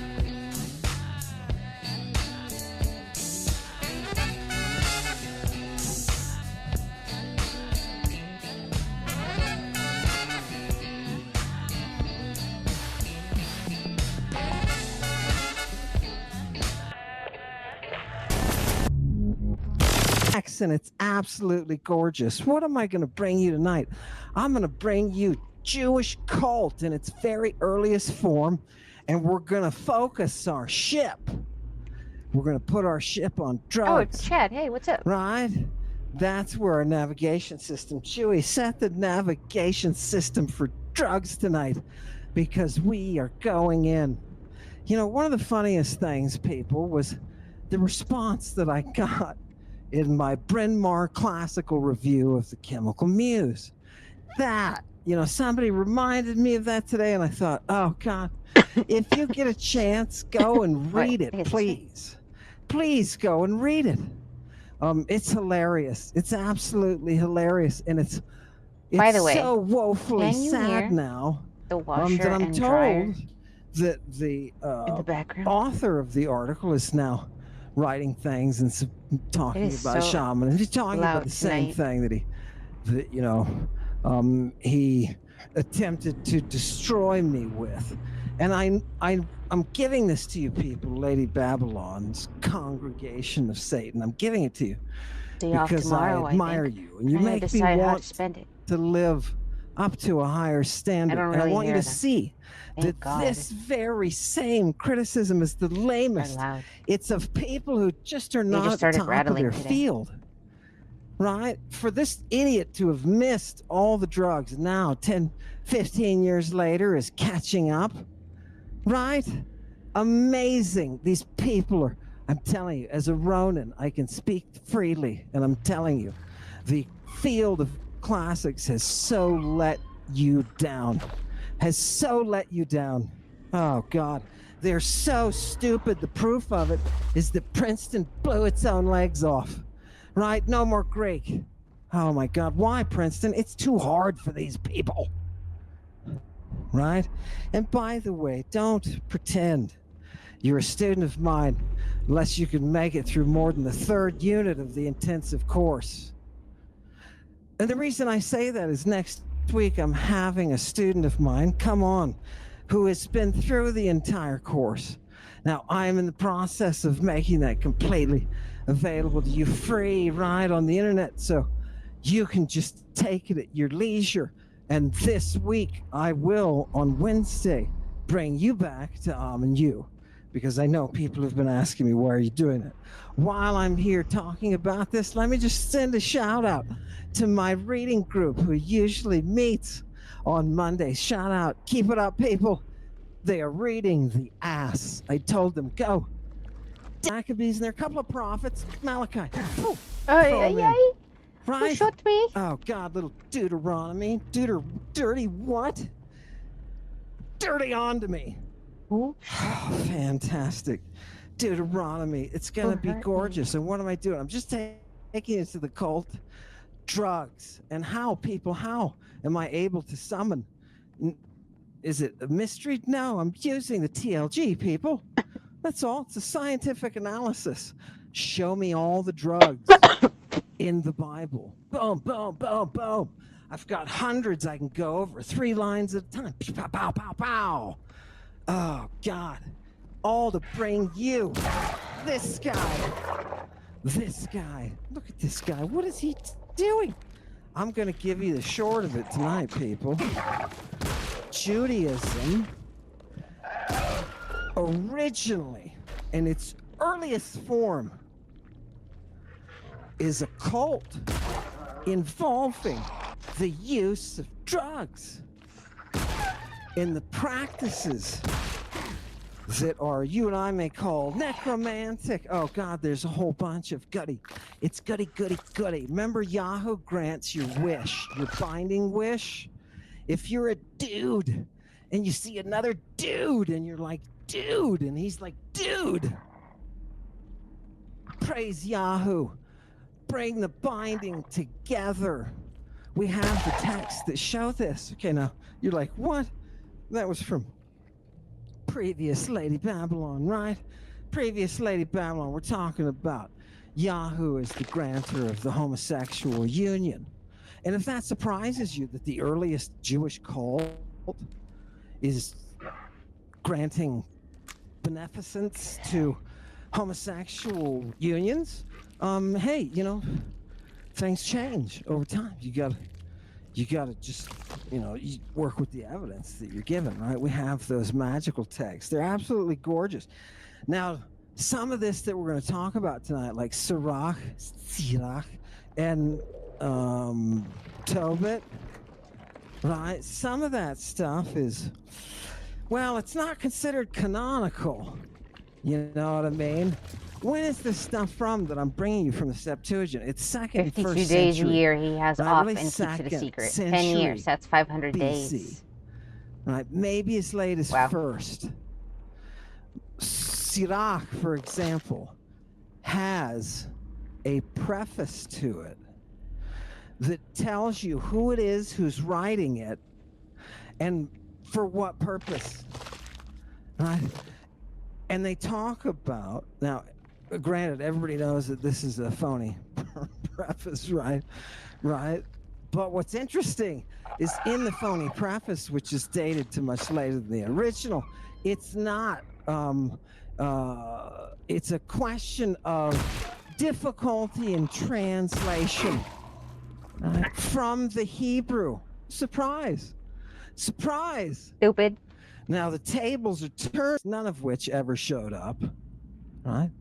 It's a preface written exactly as you would expect from someone who was appropriating a tradition, a linguistic tradition.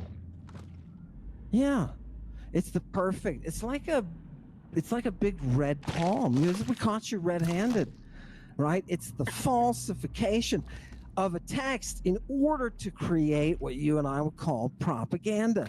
We can breeze right by that. All we have to do is go into the Greek, and it's gorgeous. You're going to love this, people. Now, get ready for Jewish cult for the first time.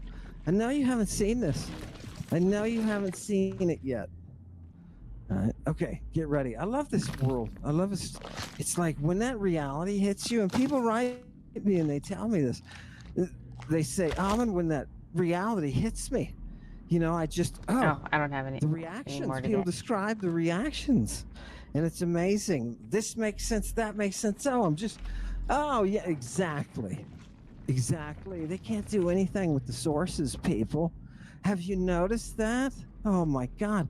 The flim-flammers, the sellers, all those people, right? It's about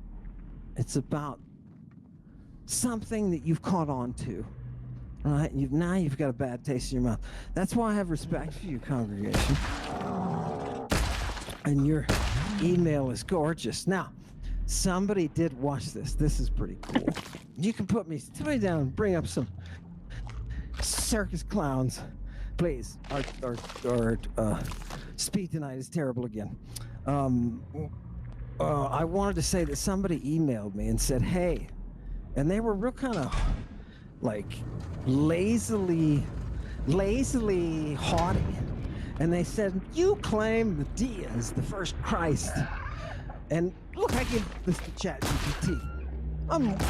We must be missing the picture, right? And out comes this great long screed about how Dr. Hillman is wrong, that Medea's not a Christos at all.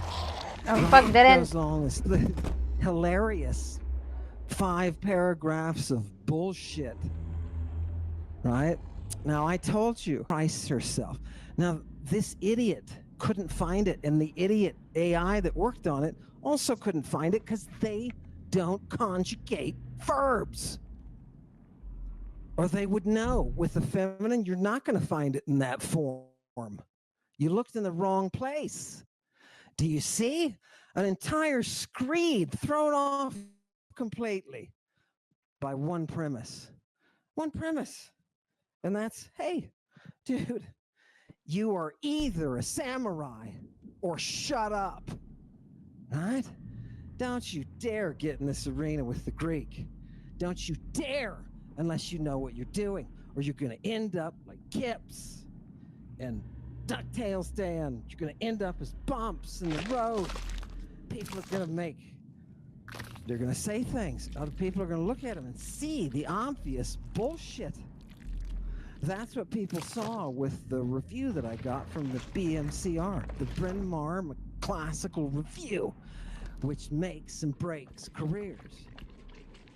And everything they said is just as backwards and phony and full of sales. The stench of sales in academics, the stench of sales in universities, the smell of greed. Smells like oh God, I don't want to say it. I can't shoot. Look at that SpongeBob kickpin. Right, those are the good old days, right? When the idiots lined up, right? Now they run. They run. Nobody will talk to us, people. Nobody will talk, right? And I promised I'll sit there, cordial, nice, and as nice to you as you are to me, right? Let's just talk text. Let's just talk text. Then why is it that Euripides says a Christ is a sex drug? Huh. You people didn't notice it, did you? Did you? No, they didn't, congregation. You know that. My whip's not here tonight. My whip's not here. My whip is not feeling well. No. What? Give me the next one. I had reloaded. Go. I have to try and get away. Look at this. Get out of my way. You're gonna find in the highlighted. This is Pharmaca. Again, these are all from the Septuagint. Okay, so I'm giving you a very quick shotgun approach to the cold. Right? What does this say in verse 11? I'm gonna take away your drugs. You see, Pharmaca, I'm going to take away your drugs. I'm going to take them right out of your hands. Kai apophengomenoi. They're gone by now. There's not going to be any more apophengoing. I'm going to take your drugs. You're not going to apophengo. Next. They're not going to apophengo away. Me. What is the apophengo? What is this verb? It means to speak one's opinion plainly. Oh, well, that's not too exciting. Taking away your drugs and your... Now, look, DuckTales Dan would say, you can't look at the bottom here and use that one, right? Chant hymns. And notice where the source is, LXX. That's the Septuagint. So we know we are exactly right. What does God threatened to Run away, kill run away, run you. away. He threatens to take away your drugs, so you can't sing any more hymns. Do you remember what Jesus was doing on his way to getting arrested with a naked kid in a public park? He was singing hymns using bread that was prophetic, according to Jonas. Bread for which he needed an antidote. Oh my God! Are you kidding me? Oh, it's gorgeous. Give me the next one. Give me the next one. People, no hymns. No hymns, no drugs. Now you're sitting there, you're thinking, how the hell are drugs and hymns going hand in hand? It's because you don't know the creator of the Jewish cult. And this is from Sirach. And what does he say? Oh my God.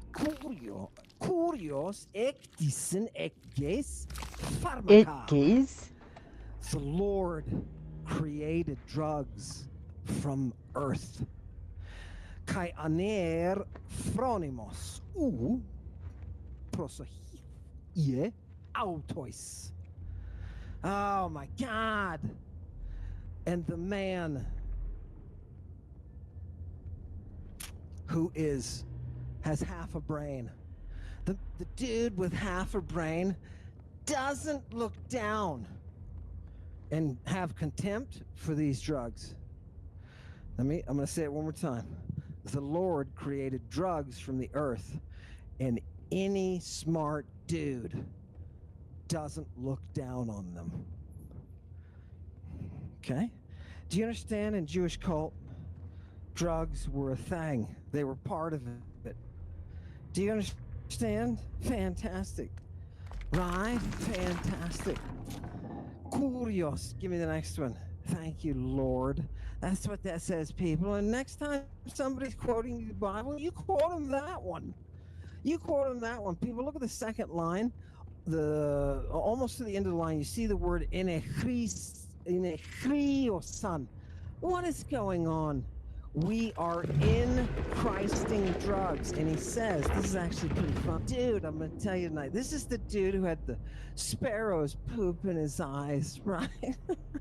And he got a leukoma. He got a infection in his eye, right? And he goes to the doctor, and here he says, right, he goes to the doctors for help, and he says the problem is with the very same, the more they Christed those drugs into me, the more they Christed them, the worse it got. And eventually, I just went totally, I couldn't see anything.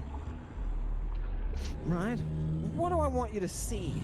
I want you to see the anthropology of the Septuagint, or the Old. I want you to see it within the Jewish cult. And I want you to realize this is a Hellenistic perspective. These are people who are saying, I'm writing about a dude in the 8th century, only they're not telling you they're writing about it. They're telling you the dude is writing about it. This is the work of Isaiah from the 8th century, from hundreds of years ago. But the problem is they're using contemporary images, cult images, contemporary pharmacology. This is Hellenistic. Hellenistic. It's the earliest Judaism, and it's Hellenistic. People think Judaism developed thousands of years in the pharaohs. Oh, let my people go. No, let the narrative that is that story developed in Hellenistic Alexandria. Okay? And it is marked, fingerprinted. Do you understand? It is marked with its own environment from Hellenistic Greek. Do you understand me? It's in the language, people. It's absolutely gorgeous. Let's keep going. I'll show you what I mean. Give me the next one, Chewy. Give me the next one. Now, these are careful. Remember, God loves drugs. He made them from the earth. And you're an idiot if you don't consider that. Right? Okay. How many idiots out there? By the way, I think every Orthodox person. I'm off I think to get to Marincham. Thanks for streaming. Thank you for tuning in. Every evangelical. Take care. Right? every one of them would have to say, hey, Nancy Reagan was full of shite, according to your holy books. God doesn't want you to say don't do drugs. He just told you they made them. And you're an idiot if you don't pay attention to their powers. Woo! And not just watch them, but live them. What is this? This is Exodus, right? Oh, God. What's going on? Look at the top line, people. Look at the pharmakost. What is a pharmakost? That's a somebody who is versed in drug use, right? And you say, oh, that's, you know, I know some people who are like that, right? Realize that when the term doesn't just necessarily imply experience, right? It implies working knowledge of, right? With all of these different drugs that they're using. This is polypharmacy, people, right? There's a ton of drugs that they're using, right? And what else do we have? We have these people who have drug knowledge, and we have epodes. We have epodes. What are those epodes? Right now we're getting into the music. The combination of the music and the drugs. And he says, lo and behold, watch out for the pharmakeis. All of that art, right? This is what the Egyptians are doing. Right? It's what the Egyptians are doing. Remember where you are. This is coming to you. Right? From Hellenized Egypt. What is Hellenized Egypt? People, I'm going to tell you history for the first time.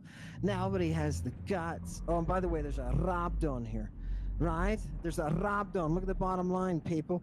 What is that? It's an instrument of Dionysus. It's an instrument used within the cult mysteries.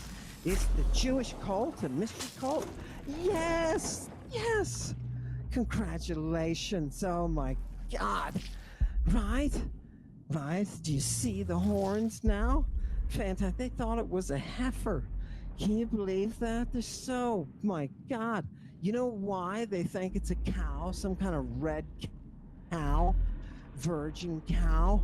Do you know why perfectly red? Do you know why they think that? Because the Greek wrote the word for heifer in that prophecy in the Greek is the word for priestess.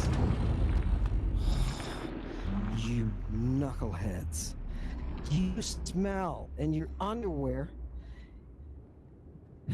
It's clearly detectable. Cool. Okay, give it to me. Right? Do you see how backwards monism is? It forces you, when you jettison the feminine, it forces you to do right? Stuff like that. You know what I mean?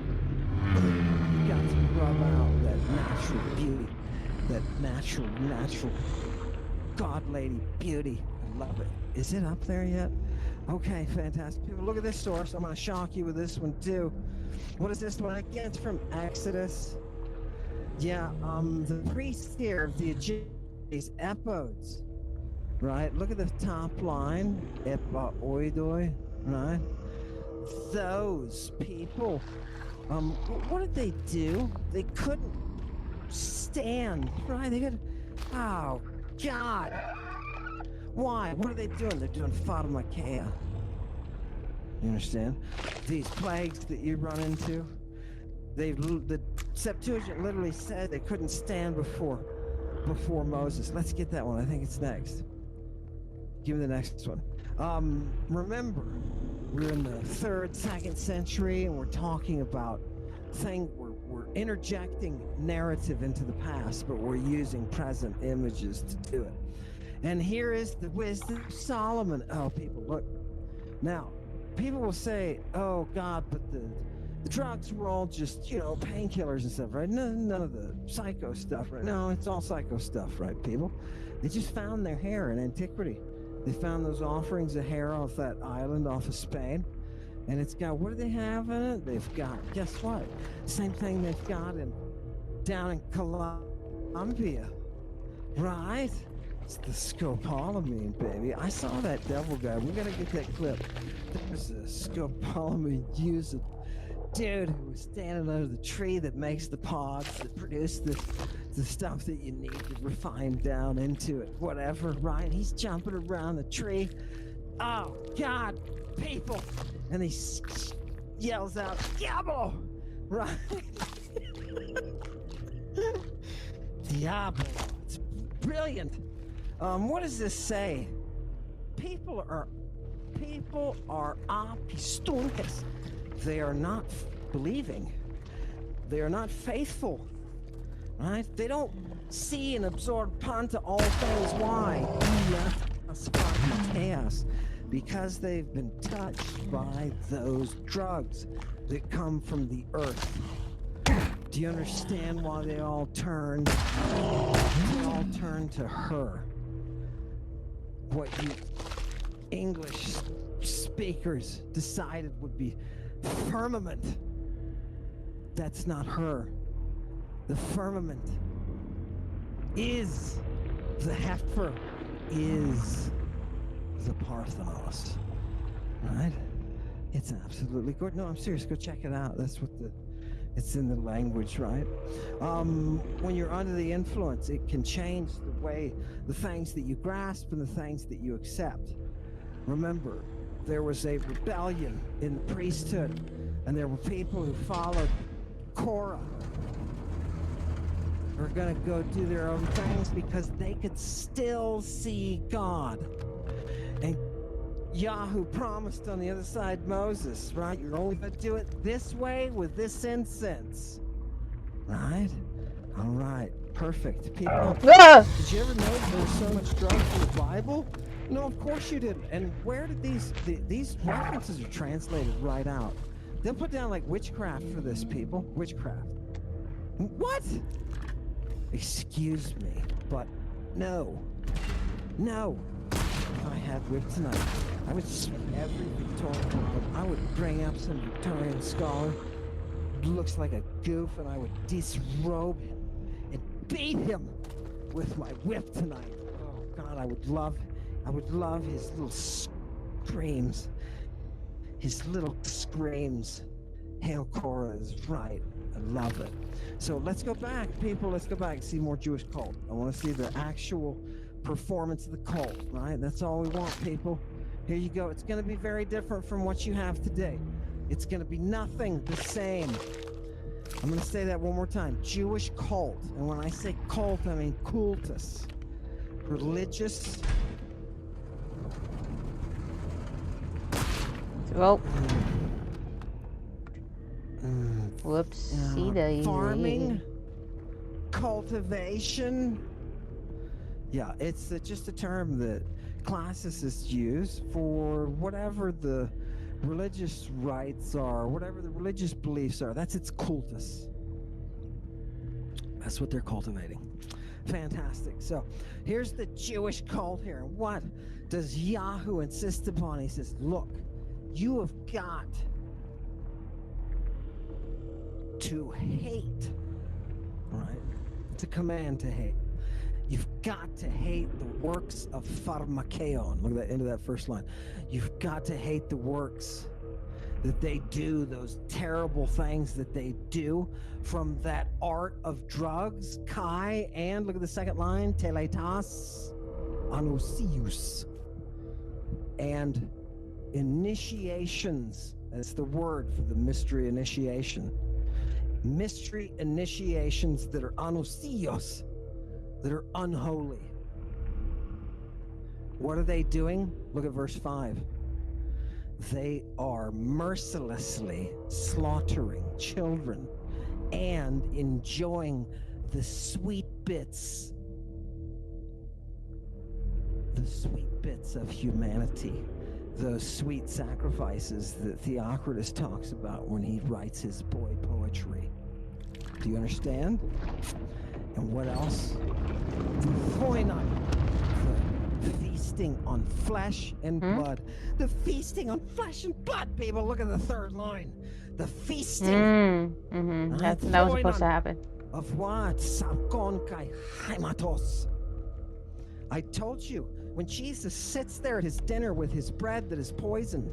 Wait, now I need to go. Says, to Yeah. that way. Yes. Eat of my flesh and drink of my This blood. way. This is not new. He did not wake up. Oh God, I'm the son of God. What am I gonna do? Let's see. Well, they could eat my flesh and Oh drink no. my blood. I wanted to go up. Right. Those of you who maybe it follow is the this fairy way. tale, part of it, the Romans were right. If you read this Bible and you think that this is the way things should be, you're living in a friggin' fairy tale. Right? Jesus is not saying, coming up and venting, eat my flesh and drink my blood, people. It's what mystery religions do. And they do it with drugs and hymns.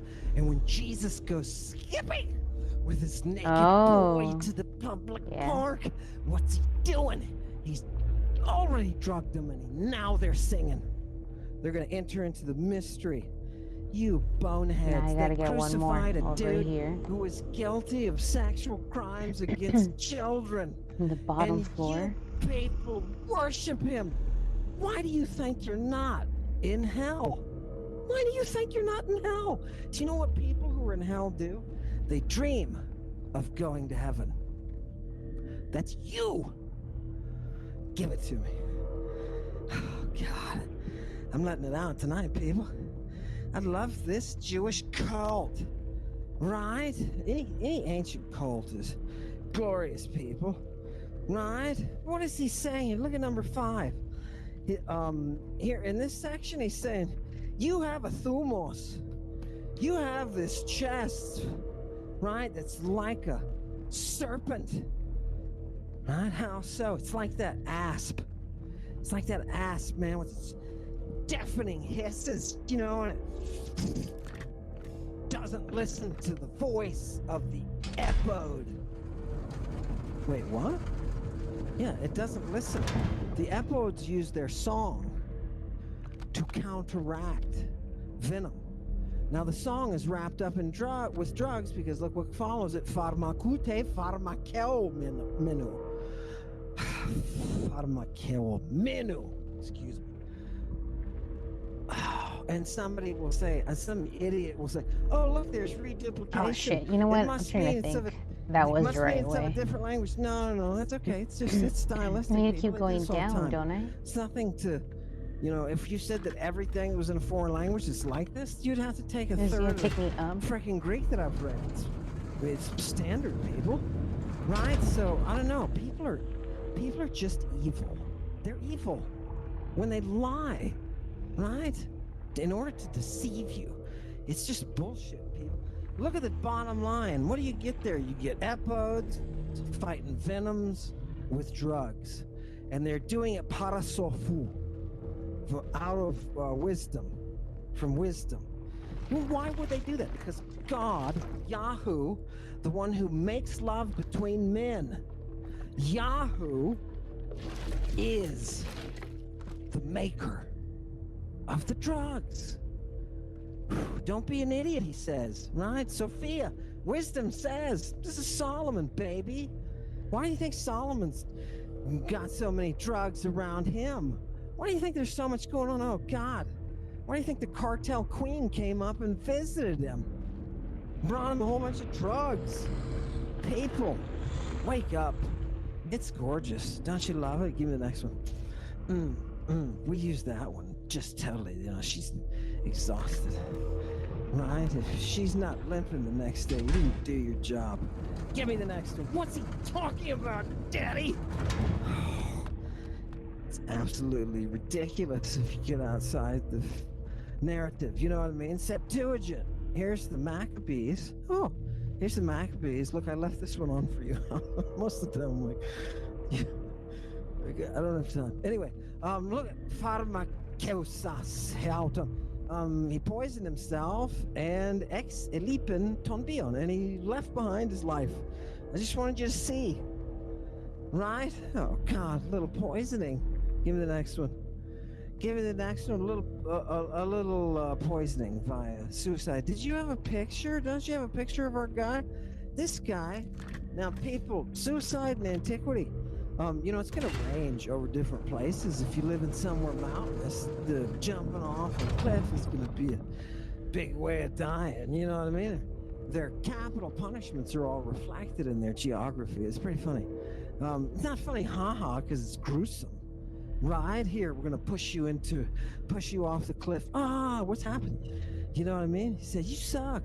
Anyway, this guy gets to drink poison, who's in Maccabees. Right? Good job. Good job. I'm not saying him, but I'm saying good job that we can see some of the real. Right? This is the real from the text. You normally don't see the real. And the way that you know you're being bamboozled is whenever you talk about the Bible with anybody and it feels like you're in that fairy tale realm. Right? And they're like, oh, Jesus loved you so much. Right? And no, he took the whole sins of the world onto himself and he died for your sins. And now if you just have faith in Jesus and pray this prayer with me, halabaloo biba, and the next thing you know, you realize that you just didn't do any forensics. That wasn't a law court that you were just in. There's no laboratories in this space. It's pure flim-flamming theology and bullshit faith. Bullshit. Right? Nature wins, people. Because look, what are they doing? They're having sex with drugs, people. It's in the religion. It's baked into the religion. In the graveyards, by the way. That's where they're doing it. Right? Who are these? The Hoi Fatma. Here we got more in Exodus. We got more drug-wielding sons of guns who can't stand before Moses. Diate Helke. Because they've got sores done. They've got sores all over their bodies. Now you people know because you've been here faithfully, loyally. And you've been here and you know. Lycanthropy causes those sores. You were thinking it was a fairy tale and God was like sitting on clouds sprinkling down sores. And here comes John. Now what? Heston. Oh, right. No! Because you can't read those texts, people. I am telling you. You do not read the text. You don't know. The text is the evidence. You don't read them, you don't know. And when you read a translation, you don't read the original. Now this one, let's leave this one on for a little bit because people, I saw this one. This is from the Bible. And I was just scanning for my drugs. You see my drugs in the top line, pharmakon, right? But then I was gonna, every time I find them, I'm like, okay, what's the going on? Read the context, and it says pornik hale. I saw that. And I was like, okay, my work is done. My work is done. What is a pornik hale? It is a beautiful woman who engages in sexual activity for the sake of an occupation or career. Yeah, sexual activity is an element of what they're doing. That's important. Okay? This one happens to be Kali. She's gorgeous. And Epicharis, man, okay, she's got all that charm. And how does she work? Hegumene pharmakon. Hegumene is to really engage something, to propel something forward, to engage, to create an enterprise. What is she doing? She is leading with those drugs. Who is this woman? She's a beautiful porne who works with drugs. And what has she done? This is Yahoo blowing off steam. He says this bitch has sold the nations into porneia, her own porneia, right? And the people into her drugs. Remember, people, if they're using drugs and sexual activity to induce visionary states, don't you think different people are going to develop different ways using different drugs? Don't you think there are going to be some drugs that push you this way? Some drugs, you go that way. Go to the South Pole. Holy mackerel. Right? They got to tie you down for this. And they did. Right? Imagine if your doctor comes out and ties you down for administering your medicine? Well, if he's got 3 gorgeous, singing, dancing nurses with him, I guess I don't care. Right? That is Jewish cult. What does he say here? This is a beautiful prostitute. She's leading everybody astray, people. That's okay, you can leave. She's leading everybody astray.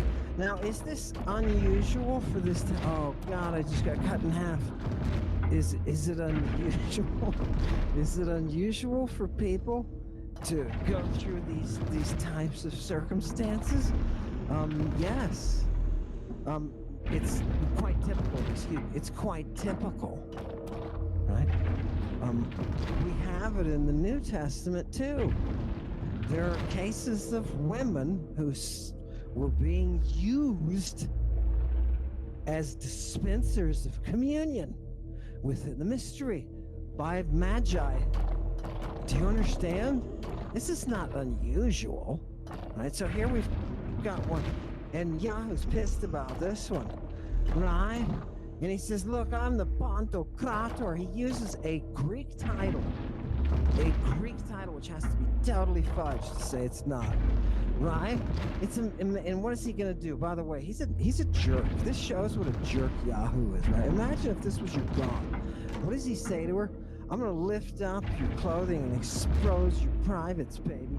I'm gonna show your shame to everyone. They're gonna all bring you dishonor, and then I'm gonna throw.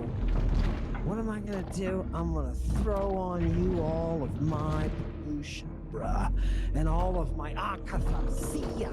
Those are sexual fluids, right? And I'm gonna make an example out of you. What was Yahoo gonna do to the port of Mekale?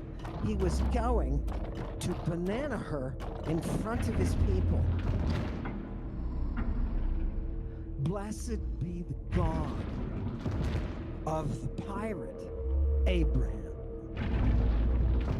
Do you see? This is third. I'm so confused by this century. puzzle. This is 3rd century. Was there a Jezebel in there? I know Jezebel's coming up. I think she's coming. Give me another one, Chewie. Give me another one. We gotta feed off of these. Oh, God. Okay, people, check this out. It looks like a lot, but I'm gonna give it to you quick. More Jewish cult. More Jewish cult. I'm taking you in as deep as we can go and do it. And I'm showing you Yahoo.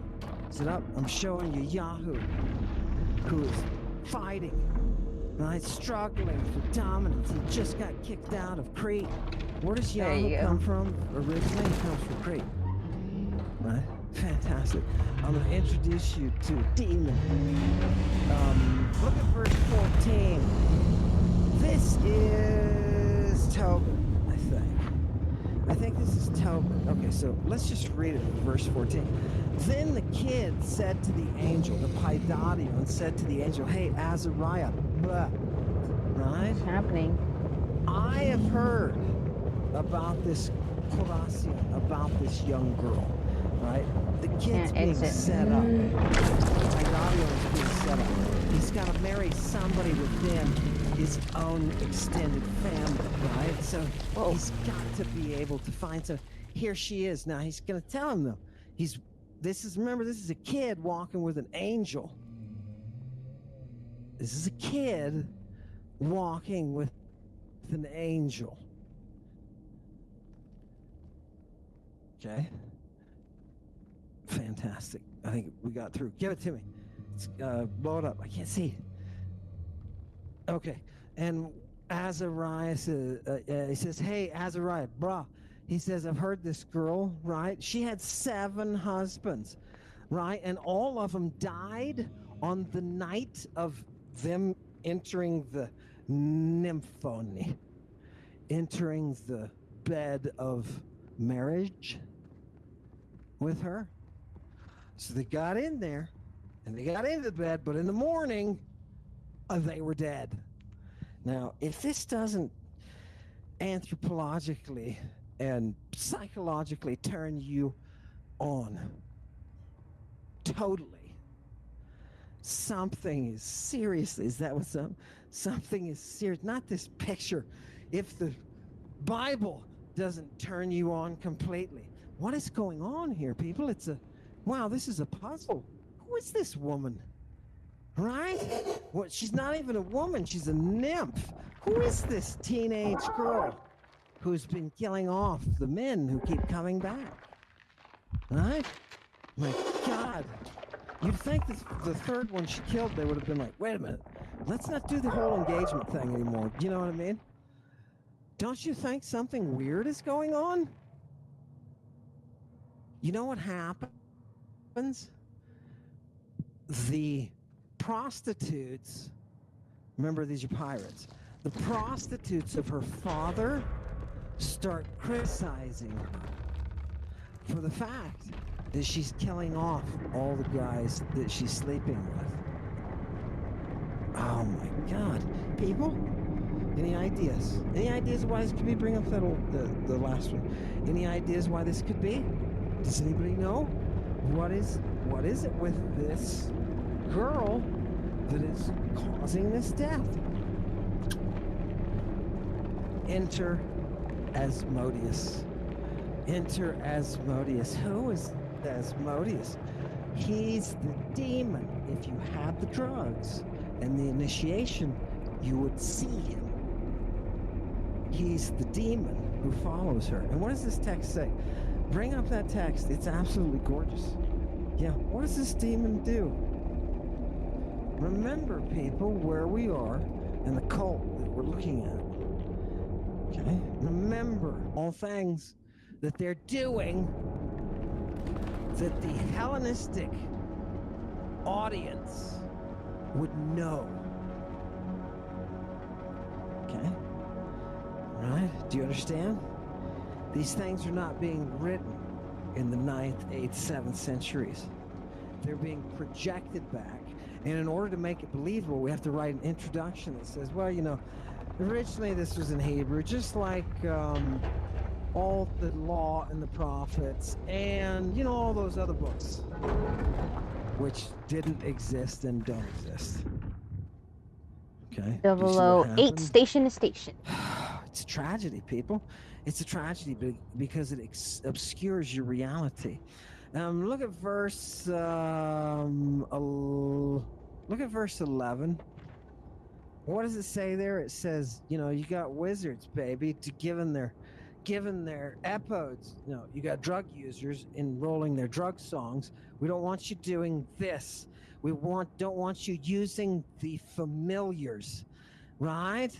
We don't want you looking at the signs. We don't want you inquiring with the dead. Everything that he just described. Everything. Why? These are delugma, right? This is dirty. This is the stuff that they're doing in the cemeteries, baby. Wait a minute. I thought we were back in the Dark Ages. Nope. Nope. We're in Hellenistic Greece, baby. And this is a great description of all the contemporary religious stuff that's being discussed in the museum. Fantastic. You thought you were living in a fairy tale, and now you realize you were not. And the people who are saying, oh my God, one person, how could one person be so arrogant as to say something different? Well, I'm telling you, the world is not flat. And there is reality out there, people. And here it comes. Sorry, flat earthers. I love to kick you around a little bit. I love to kick you around. I do. I do. Give me the next one. People, come on. Seriously. Give me the next one. We have to hold ourselves to standard, dudes. Right? There has to be reasoning here. Go ahead. Okay, I've got enough time. It's time for about 6 more. I just want you to see more drug users here. And this is an extension of that last one, right? This is delugma. This is pollution, he says. Right, okay. And it's because of this, you know, he's going to destroy you. He's going to destroy you, people. Oh my God. And you will be, look at verse 13. Teleos esse enantion kuritu theousu. You will be initiated. You will be complete. Do you understand? Yahoo is not saying, I don't want you to be involved in the mysteries.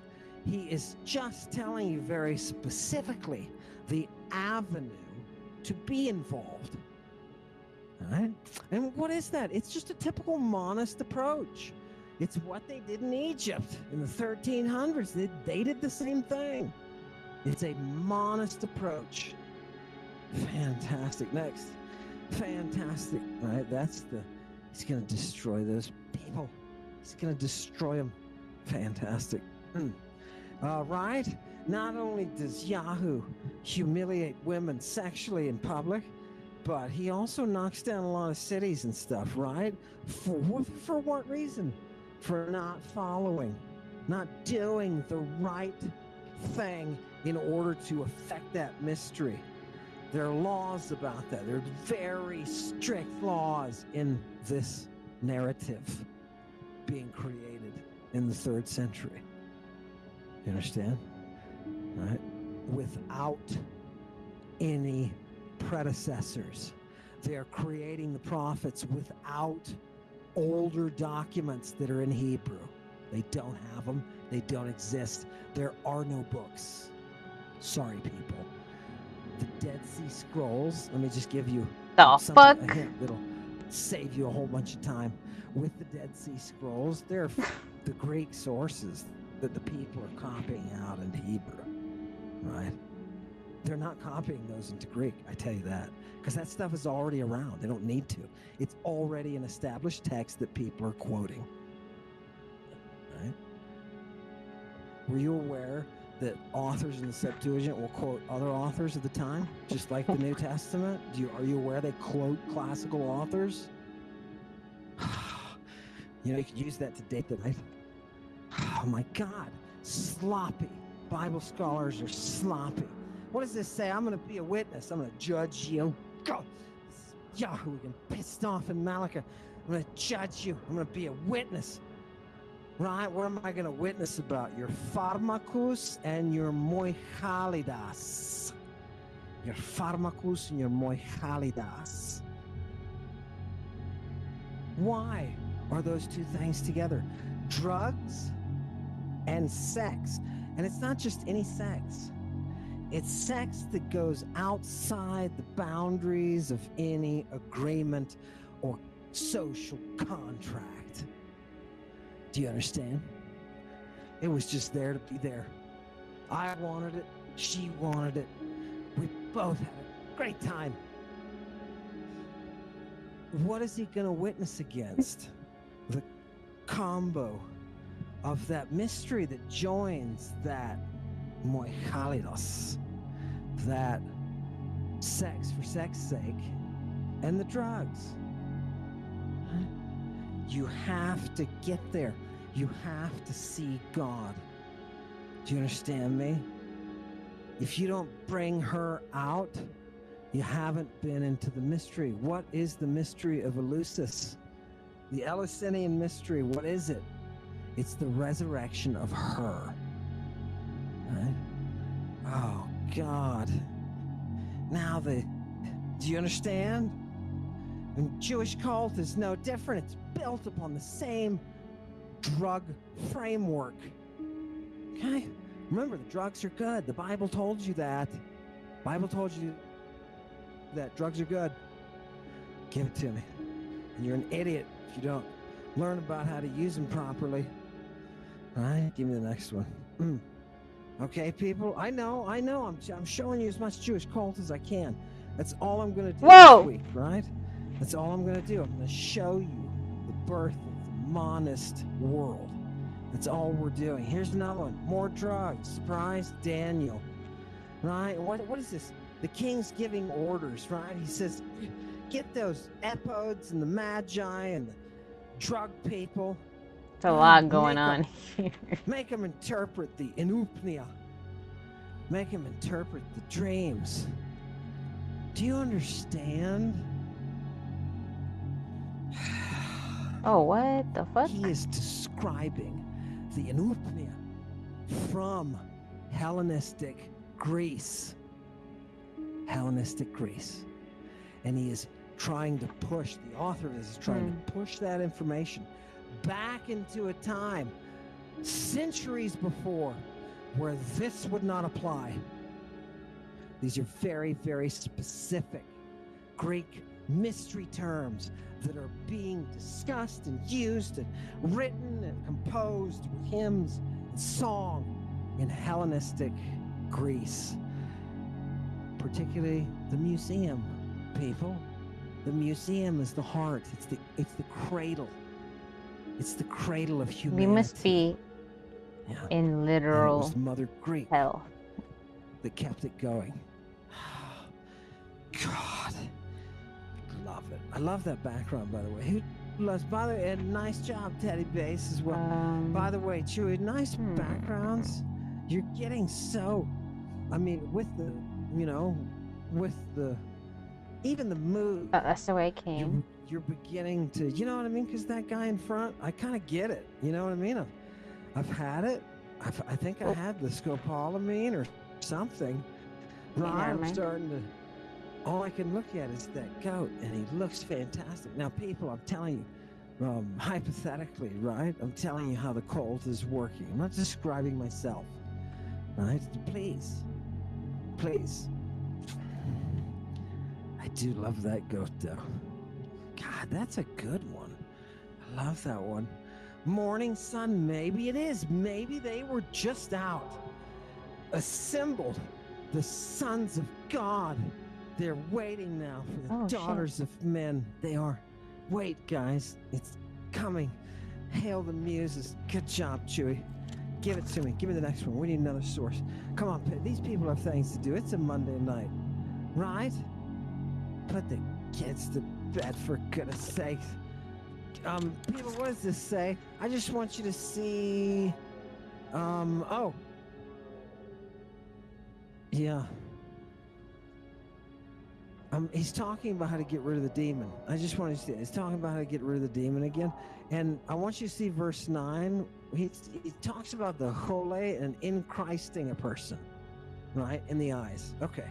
Again, people, I said 6 months ago, I said on podcast airways, I said, Christing, treatment of your eyes, causes visions, right? Going from darkness to light does that too. Yeah. And people were like, no, you're silly. Christing your eyes? What are you talking about? When it's written in the apocalypse, the very same thing. They missed all of these references. People, do you see how much people miss who have stood up to me and said, oh, you're totally, well, they didn't stand up to me. They just did it kind of skeezily. But you know what I mean? YouTube skeezy, we'll call it, right? Because it's easy and scummy at the same time. Skeezy, right? This material is what these Bible scholars who were telling you, I'm full of it. This is what they never look at. Dude, they don't read this. How many people do you think read the Septuagint today? How many people? Somebody's going to say, oh, my Greek Orthodox priest pretends to. Well, he can suck it. Because the patriarch in Boston told me I was right. Oh, God. I love that. I love it. At least he said he was afraid. I may be right. Give it to me. You're right, buddy. Read it and let the people know. Fantastic. Goats. Give me the next verse. I don't like his theatrics, Martha. You're lucky. You're lucky I don't have a whip, Martha. I'm coming to see you, baby, in your sleep. I don't care how old you are. I'll come and see you. Because in your dreams, you can do whatever you want. It's fantastic. Septuagint. Right? If any ghosts show up, I guarantee you. Right? Right? Oh, God. What did he do? The king compelled the oh, God. This is just Daniel again. He compelled. I think I duplicated that. Go to the next one. That's just a passage from Daniel. Here's Jeremiah. More drugs than Jeremiah, right? And just look at the environment that it's in. It's in the Inupniazomenon, in those dream visions, right? That's an art, by the way, people. Being able to access an oracular state in a dream. right? There's have an art to doing that, a science, if you will, from antiquity, and it involves drugs. It involves drugs. Next. You mean they just don't give you ideas and bombard your head? No, these people are heavy into the drugs. And here it is in Jeremiah, even the dude who faked the prophecies of Jeremiah, even that dude, right? What's happening, people? You see how we've absorbed Hellenistic grace? Oh, God. Su en Chrison en holy. In Christ, that holy, into his eyes. Please. Over and over and over again. When I saw people coming on and refuting me, it's difficult because you can't see it from my angle. You can't see what fraudulence is sitting right in front of your face. You can't see it, but I can. Any classicist can. And I'll say any classicist who's done the friggin' work. You know what I mean? They say, oh, 10% of ancient literature is Galen. Well, guess what? None of those jerk-offs have read Galen. All right? So they're missing 10%. No wonder they missed the Christ. It's pathetic. It's pathetic, people. Next one, that's more in Christing. I duplicated a bunch tonight. More Christing. Boom. Same one. Accidentally, I apologize. I should have removed that. Apologize. Give me the next one. Give me the... It's coming up. Fantastic. Here is, the wisdom of Solomon. Right? Oh, same verse. Why did I repeat these, people? This is the word from Sophia. No, I think I miscommunicated with you. Joey, don't worry about it. Go down to this white one right here. I want people to see this. People, just so you know that we're in Hellenistic Greece, this is going to be something out of a Homeric hymn. And Homer is the driving force of the museum. Don't get yourself wrong. Don't confuse yourself. Homer was profoundly impactful, not just on the Greek language, but on Greek culture. And he's really the reason that we have something like a museum. He's really the reason. And so we're really interested in him at this time. And here's one of the hymns that are attributed that you and I in the 3rd and 2nd centuries, we're sitting around studying this. This is what is sitting in the museum when your dude who's writing Sirach and who's writing Tobit, who's writing Genesis. This is what's sitting around. Okay, what does this say? What does this say? Look at the second line, first word, Christ. Is that a form of Christ? Yes, it is. Yes, it is. When you put that sigma kappa, it implies starting little, growing big. Right? Christ. So it's a process. It puts the Christing as a process. And what are we doing in this process? We are Christing with, look at the second word, ambrosia. What are we Christing with? Ambrosia. Jose, as if this kid is ekge gauta, as if this kid was produced by a god. And we are kata pneus. What is that great mother doing? What is that da mater doing? She is breathing upon him. Breathing upon him sweetly. Yo, what? Oh, God. And holding him in Golpoisi. In her... Can I put it back? Breasts. Against her breasts. In the plural here. Yeah. What is going on? This is the scene where Demeter... This is the holy scene of the Eleusinian mysteries. Demeter is burning off the mortality of this kid, just like the Jewish cult text said they were doing. Do you understand? There is overlap here, and it goes on and on and on. The drugs, the mystery, the sex of the mystery compel us forward. These activities of the Jewish cult are still embedded in the text directly, as you're seeing tonight. This should not be a mystery. This should not be a puzzle. How did those men die that went to her? How did they die in her bed? They were strangled. They were strangled? Yes. Look at them. Look at their faces. Asphyxiated. Completely asphyxiated. Do you know what the asphyxiation is brought by? It's brought by the Sphinx. It's brought by the Sphinx. To sphinx somebody. What do? It's a she. First of all, the Sphinx is a she. And she is a strangler. Did you see Oedipus? Did you see Oedipus? He was ejaculating. There is an attic pot with Oedipus ejaculating in front of the Sphinx, the strangler. Do you know the drugs they're using? Do you know they cause asphyxiation? It's really paralysis, but asphyxiation. She is so upset, this girl who is hunted by Asmodeus. Right? This girl standing with him over her shoulder. Right?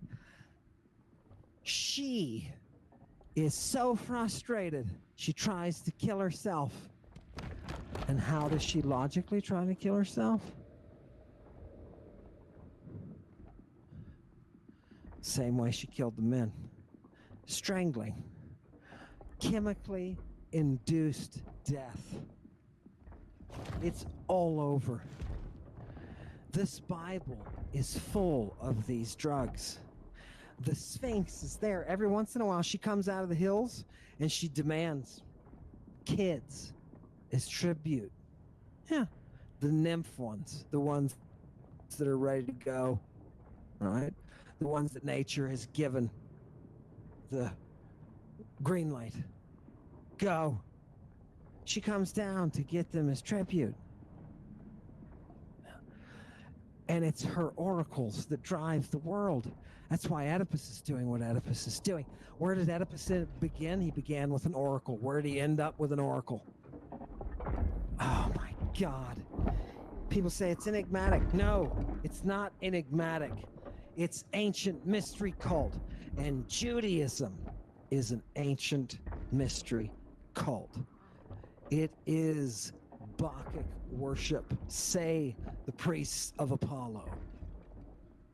Judaism is Bacchic worship, and it is born in Hellenistic Egypt using the very same terminology that's being used in the museum. It's not confusing people.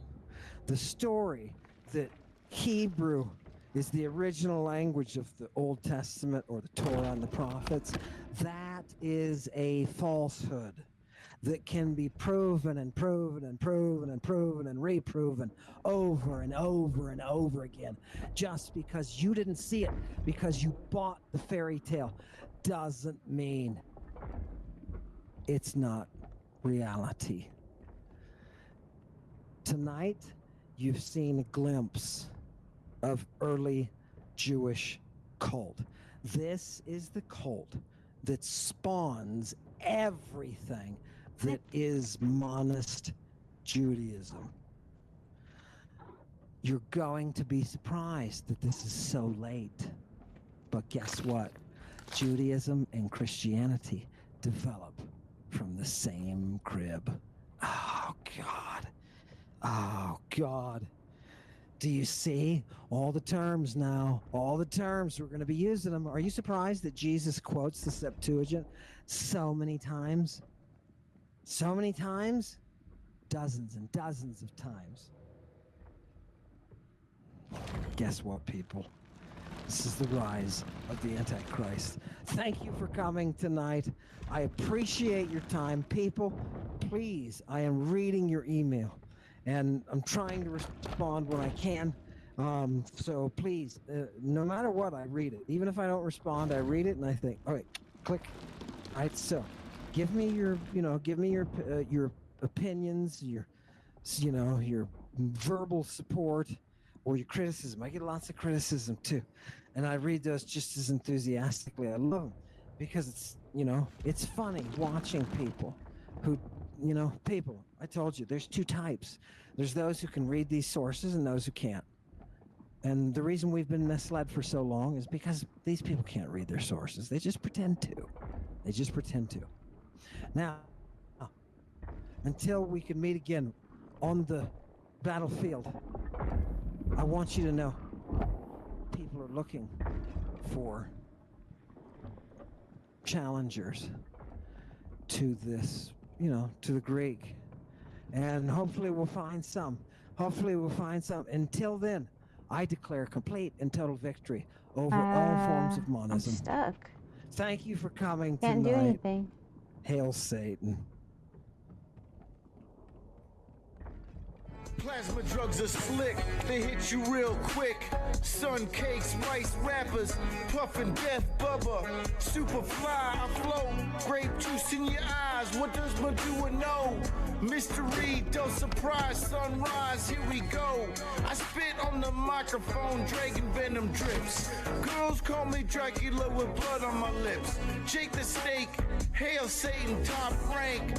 I could tell you if the darkest chickadee, a kiss of poison, hot purple in your eyes, Christ you with the anointing oil, broadcasted from a device near you, pull the strings on your shoes, singing the muse, horrors and tragedy out of Pandora's box, Prometheus unchained, Hades volunteer, hail Satan, priest of Apollo, let the genie out the bottle, let the light shine in. Madua hail Satan and fire up their medicine. Let the light shine in. Let the light shine in. Madua hail Satan and fire up their medicine. Let the light shine in.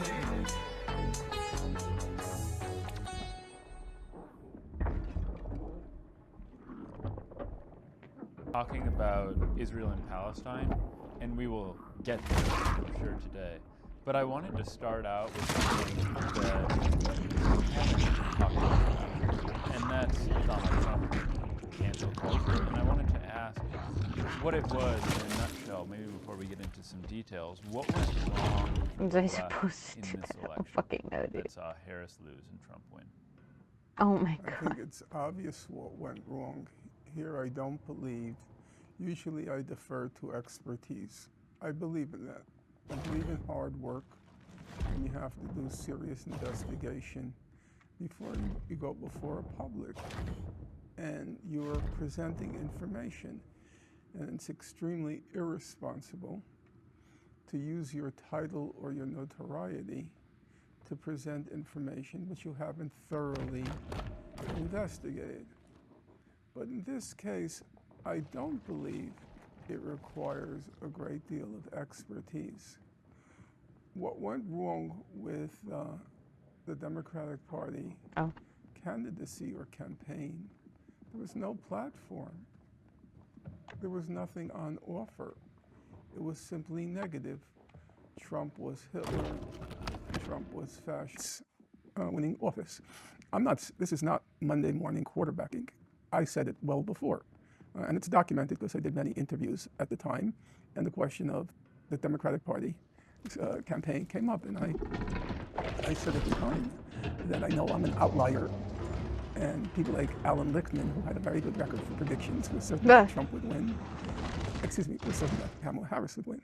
And people like James Carville, they were all very certain. The one who hedged his bets was, if my memory is correct, Nate Silver in the Times. The very last day, the very last week, he said, I'm getting a queasy feeling. But I didn't get a queasy feeling in the last week. I talk to people. I'm a walker. I used to be a pretty formidable jogger, but now I'm a walker. And I walk along the boardwalk of Coney Island, and I talk to ordinary people. It makes time go faster because I walk 5 to 7 miles a day. And it was clear to me, one thing that was very striking, New York is a Democratic town. And if you walk the streets of New York, literally, this is not exaggeration, I didn't see one Kamala Harris button and not one Kamala Harris t-shirt. I saw huge Trump signs. Oh, signs, not even posters, signs. Really, New York City? What the You see how you react? Yeah. That's how I react. In New York, there's a problem here. Now, here I'm going to say something which, people can feel free to disagree with. I believe that even in 2024, Bernie Sanders could have won the election. Because the thing about Bernie Sanders. Oh shit! But what about the other one? They left behind. Things. Number one, the track record. He's been consistent over decades. He's been consistent since the 1970s, so we're talking about a half century. So people could trust him, as in he's the real deal. Number two, he was very careful not to personalize the campaign. If you remember his slogan, it's not about me, it's about us. It's not about me, it's about us. And number three, the platform. Everybody who heard the name Bernie Sanders as a presidential candidate, they knew Medicare for all. Bernie Sanders was skillful at that. People criticized him for constantly repeating himself. But it was a very smart thing to do because he knows the average person will only hear him once. Most people are not news junkies. So there'll be one time they're tuned into him. And so they knew Medicare for all. They knew double the minimum wage. They knew abolish student debt. They knew a Green New Deal. What did you know about Kamala Harris? No, really. I won't claim I followed her campaign under a microscope or under a magnifying glass, but I did follow it. Even now, there was something about giving $25,000 to small homeowners. Something she just threw out there. Apart from that, anything. There was no campaign. So, now you might say, what did Trump have to offer? Well, the answer is very simple. He represented a throw of the dice. We knew with Kamala Harris, it was more of the same. Now, people like Mehdi Hassan, who gave his take on the election result afterwards, his response was quite revealing. His response was, the economy was doing great, Biden was doing a terrific job, and if people didn't realize that, it's because they're stupid. It's because they're stupid. Well, no, I'm not saying every American voter is an Einstein or a Shakespeare, let alone a Mehdi Hassan. But they have at least a realistic sense of the life that immediately affects them. Paying bills, paying rent, going shopping, buying gas. And by that real life experience, no. By their real life experience, no. This was not a good political investment, another 4 years of Kamala Harris, who made a point of never distancing herself from Joe Biden.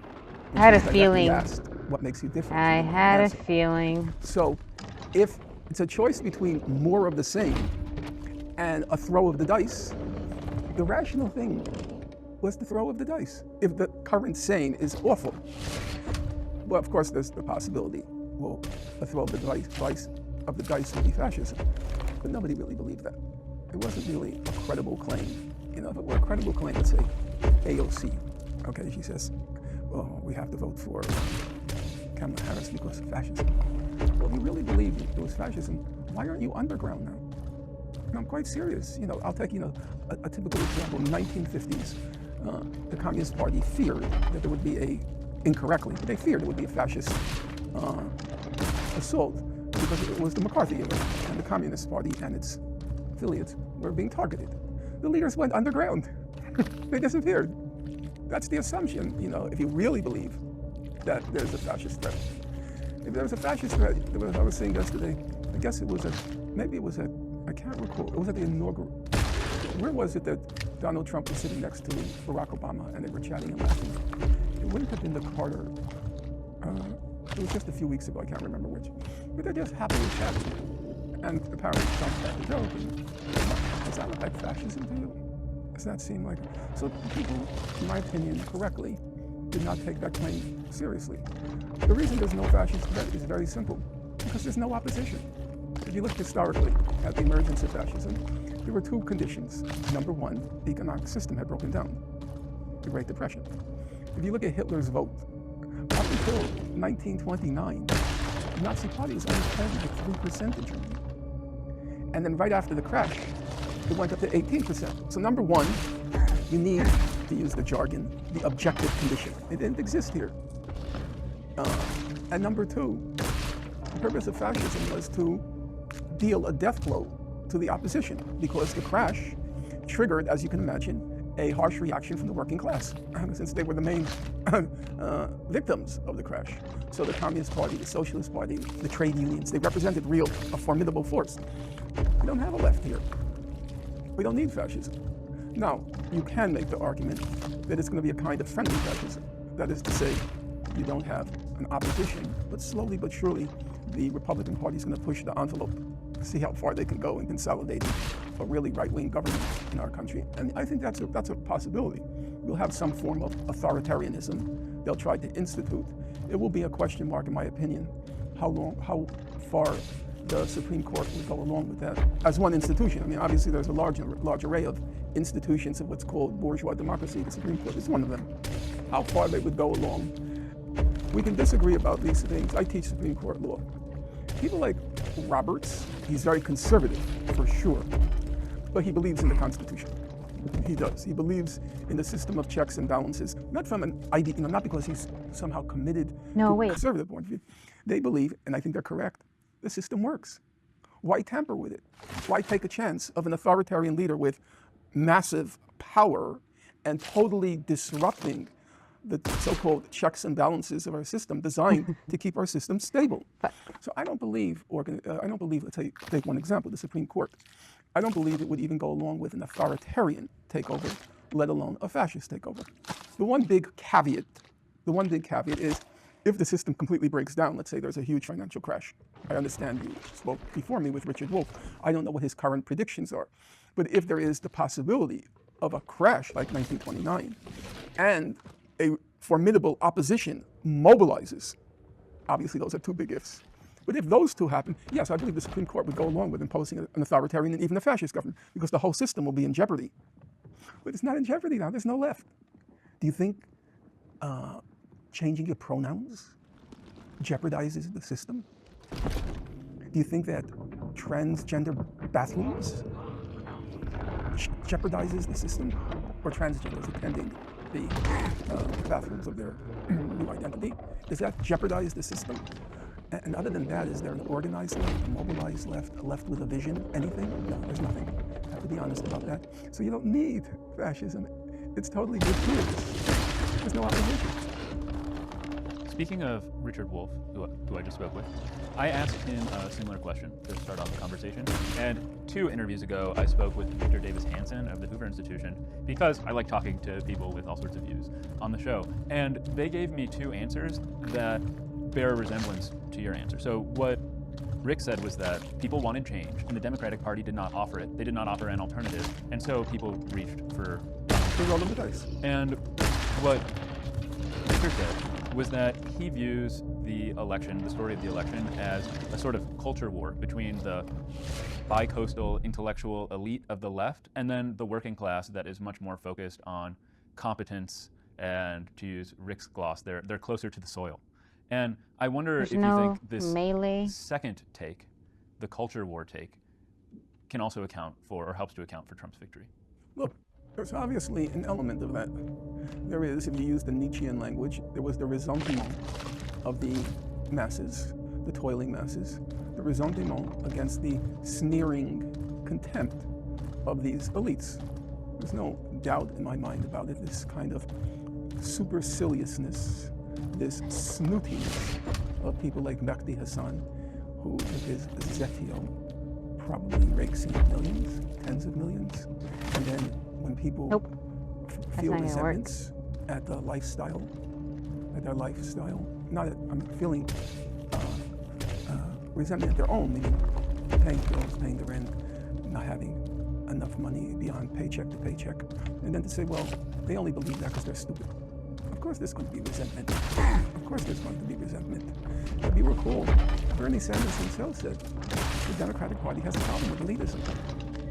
There is a real problem there. And there was a paradox. Obviously, Donald Trump belonged to the elite by any reckoning. Social circles, income, holiday resorts, by any reckoning, he's in that elite. But the elites treated him like he was a dumb redneck. He was stupid. He didn't attend one of the Ivy League institutions. And so he attended the Wharton School, but I think everybody understood this because of his father. Oh, really? Money. I didn't know that. Yeah, money. I guess it was a military academy and then the Wharton School. I could be wrong, but I know his daughter attended Wharton, but for some reason... No, he was at Wharton. I just didn't realize it was because of his... I don't think it. No, Wharton was the best business school. I assume your father gets you in. Not unusual. So the more they looked down on him in contempt, the more the toiling masses embraced him as one of their own. So he benefited from all the cultural snootiness of the bi-coastal elites because he then became one of the common people, which is of course given his social circles, his background, and everything else. Yeah, there was that element. However, I don't think it would have been an insurmountable barrier had the Democratic Party posed the platform. It is true, by the way, that Bernie came across as being one of the non-elites, and that played in his favor. It was also true. I happen to live, I pass his house every day and where he grew up, and he was a smart guy. He went to Brooklyn College, where I'm currently teaching, for 1 year, and then he went to the University of Chicago. Spent most of his time in the library, I think. But the thing about Bernie was he could feel the realness of him. He said, growing up, there were many ugly scenes in my home of my mother and father quarreling about money. I grew up with that, and you don't forget that. You don't forget it. So when people heard that, of course, they're thinking in my house too. There were arguments about money. My mother, in an unfair way, said that my father was not a successful breadwinner. He was a factory worker. He eventually became a foreman, but even a foreman was something. My mother was a snob, encouraging snob. And she looked down on. I wasn't happy about it. I didn't understand it back then. I understand it now in retrospect. I'm not happy about what happened. But there was a realness. Now, Trump, of course, it's completely fake. The baseball cap and everything. No, that's not the circumstances in which he grew up. But the more they looked down on him, that was the irony. The more the bi-coastal elites looked down on him, the more he gained electorally. Because people felt like, oh, they're treating him like they treat us. Stupid. We don't know what's good for us. The Mehdi Hassan, they're dumb. One of the things that immediately jumped out at me in your response was your use of the word supercilious, just because I think we emailed a bit about this. Well, in our last conversation, and I'm going to pronounce the word wrong, you introduced me to the word hagiography, hagiography, thank you. And in reading excerpts from Gravediggers, your upcoming book, I came upon gravamen and then irrefragable, which are two more words that I didn't know. So I'm always very impressed by your vocabulary. I love a good vocabulary. I love learning new words. The classical writers, I have a student, I'll mention his name, Lukinson Darbisto, and he's recently embarked on the journey, the English language. He's now a finalist for Fulbright. And I'm out. England medieval literature. And he commented to me, when you read people like Dickens, the classical writers, it's not just they use big words, but that when you look up the definitions, they use it exactly right. It's not pedantry. It's, the precisely correct word to use. Do you know George Orwell's essay, Politics in the English Language? For our listeners who aren't familiar with it, I don't know if you want to call it his thesis, but one of his main points is that you ought not to use these multisyllabic Latinate words because they just don't flow right. You ought to use old English-based words that are, blood, for instance, words that are, maybe just more familiar to our tongue, but you don't seem to feel that way in your own writing. Sometimes, as I said, the word is precisely correct. So it's not as if you're just being pedantic or flaunting your erudition. It's just the right word. Secondly, I think language is fun. Yes. And sometimes you like to use a fun word, which is polysyllabic. just because you know it's going to cause somebody to go to a dictionary and say, now what does that mean? You know. So I think I don't claim to be a writer. Not false modesty. I know what real writing is. I know what real writing is. Real writing is mesmerizing. When I recently read Jane Eyre. The first time I read it was in high school English. Yeah, and I have to say there are like five words I don't know on each page. That's a nice feeling. 5 words I don't know on each page, and that's mesmerizing writing. And that's a real writer. And I'm not a real writer. What I'm good at, I freely admit, I remember Professor Chomsky once in a film was Manufacturing Consent. He just said very frankly, he said, I am a good political analyst. No point in being any false modesty. And it's true. You can acknowledge, so long as you don't get too full of yourself, you can acknowledge it. What I'm good at is constructing a logical argument. I put the pieces of the puzzle together in a logical, coherent, compelling way, which leaves no breathing room. Once the argument I've made is over, it's over. You lose. Case closed. It's over. And I try to write as if like a verbal juggernaut. A verbal juggernaut to leave no stone unturned in my argument. No room. You're not going to get any breathing room from me. Trapped, over, done. So that I'm pretty good at. It's not easy. It's not Chomsky linguistics. It's not Einsteinian physics. It's not Newtonian physics. But it's something. One of the things if you'll permit the digression, in John Stuart Mill's On Liberty. Trying to get him to open up his case again. Individuality. He doesn't stop at individuality. Even though he had a very staid, S-T-A-I-D, a staid appearance, his disposition was not staid at all. He praises in On Liberty, not individuality. Yes, there are occasional phases. Eccentricity. The line, my students made me a t-shirt with one of my favorite lines from Mill's On Liberty, that so few now dare to be eccentric marks the chief danger of our time. That so few now dare to be eccentric marks the chief danger of our time. And eccentricity is weirdo. It was in praise of weirdos. But one of the things he said in that essay was, the more valuable you become to yourself, the more valuable you become to others. Which is to say, the more you develop your individual talents, those special, God-given, mysteriously endowed gifts and abilities, the more valuable you become to yourself, the more valuable you become to everybody else. It's not unlike, by the way, Marx, his famous remark, the free development of each is the precondition for the free development of all. The more each of us develops ourselves, the more we have to contribute to society as a whole. So my little talent, this forensic eye, which is monomaniacal and ruthless in searching out the truth. An on full display in Gravedigger. You haven't seen the 10th of it. I mean, I have a chapter on the current president of the International Court of Justice, Julia Sebel. I'm so searching. Okay. But wherever it takes me, I've got to know. And so I've learned, first of all, that's the disposition to want to know the truth. But that's only half the problem. The other half is once you've found it, how do you construct the argument? Most people, when you're young, I know you're in sciences, so it's different than in my field, in the humanities. There's 3 stages to writing. Research, organization, composition. 3 stages, anytime you undertake a project. When you're young, you think the hard part is the research. I have to read all these books, and more books, and oh my God. Actually, the research stage is the easiest. Research is the easiest. Composition, once you know what you want to say, it's not so hard to say. The words come. They may not be Shakespeare, but the words come out. It's that middle step. You have this mass of information. How do you organize it into a coherent, clear, compelling argument? And in my view, every step in the argument and every piece of information, it has a place. And you have to find where is the place to put this piece in the puzzle. It's not random and it's not arbitrary. If you construct a tight argument, every piece of evidence and every step in the argument, it has a place. And it could be mentally excruciating to figure it out, and how to present it. In the chapter I wrote on Julia Sebel in the forthcoming book, it has 15 tables. Wow. Because I discovered that the tables were the clearest form of presentation, that I want the reader to follow me. And this visual would be the most effective.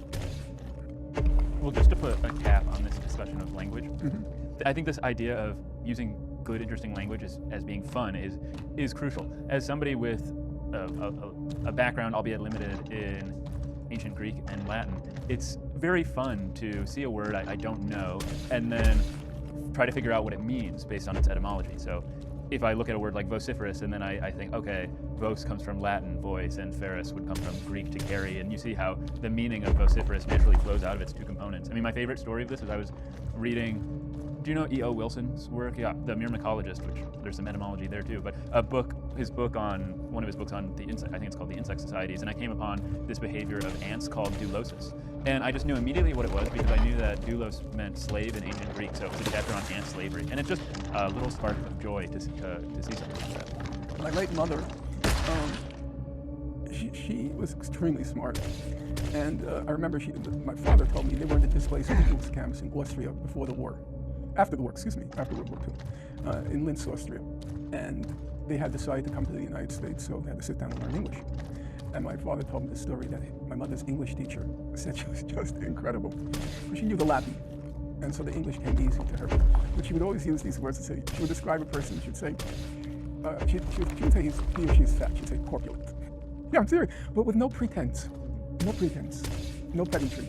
It's just what came to her. So we had downstairs, we had a two-family home, and downstairs we once had a tenant who was a drug addict and a drug dealer. So he used to drive my mother crazy because he was always stoned, and I've never been stoned, I've never taken drugs, I'm a drug-free zone from a child. But you know the disposition when you're stoned. So my mother had to talk to him, he wasn't paying his rent. And he's talking like this. And my mother said, I can't stand to talk to you, you're so phlegmatic. And he went, phlegmatic, whoa. Obviously he's not trying to impress a drug dealer or a junkie. That was just the way she talked. It came naturally to her.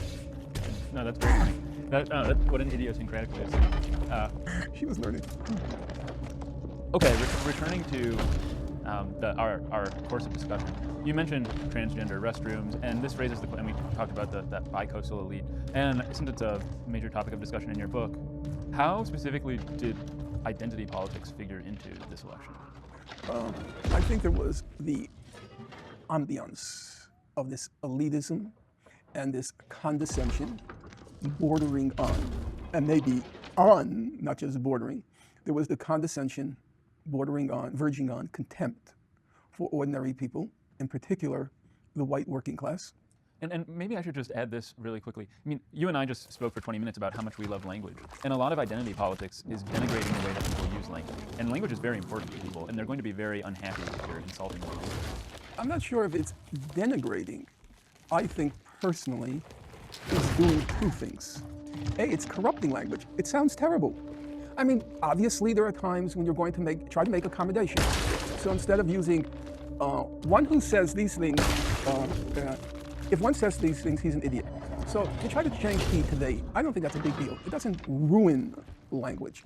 But when you start putting in all of these slashes and all of these, it just looks horrible on the page. And how it looks, it makes a difference how it looks on the page. If I see, when I'm writing a page and I see it doesn't look good, I change it. Okay, English is not calligraphy. I recognize that. But there is the word just slipped my mind, a visual aspect to how language looks on the page. There's also a phonetic aspect to it. Somebody recently sent me a passage by Bertrand Russell on writing. He was responding to a correspondent, I think it was a 13-year-old girl, if my memory is. And one of the things he said, I thought, yep, that's absolutely right. He says, everything you write, you should read out loud. And if it doesn't sound good, there's a problem. And I do, I read out loud. If it doesn't sound good, it's a problem. And all of this political correctness with language, it makes it very ugly. It's ugly. So that's corrupting language. It's people in departments like rhetoric. You know what department rhetoric is? You know what it is? It's a person who's teaching English and has never read a novel. That's what the rhetoric department is. I didn't even know there were rhetoric departments. Oh yeah, I don't know. Now the humanities are being destroyed. Slash and burn with the humanities. But yeah, there was a department of rhetoric. Yeah, but the people obviously. What would they teach in that? What? What would they teach in that? Speech writing? And... I have no idea. But I know the people who were teaching it, and they've never read a novel. So these people who are trying to police language and are trying to shoehorn political correctness in language. It just slipped my mind. What's the instrument? A shoehorn. Yeah, but it's a mechanics instrument. A lever? Not lever. It'll come to me. They don't understand what language is. You can't mechanically. I don't know why that scared me. You can't mechanically change it. It can, not just can, it of course evolves. And phrases which at one time seemed outrageous, they gradually evolve into language. But you can't take a shoehorn, I can't think of you can't mechanically change language. Language has its flow, it has its cadence, it has its music.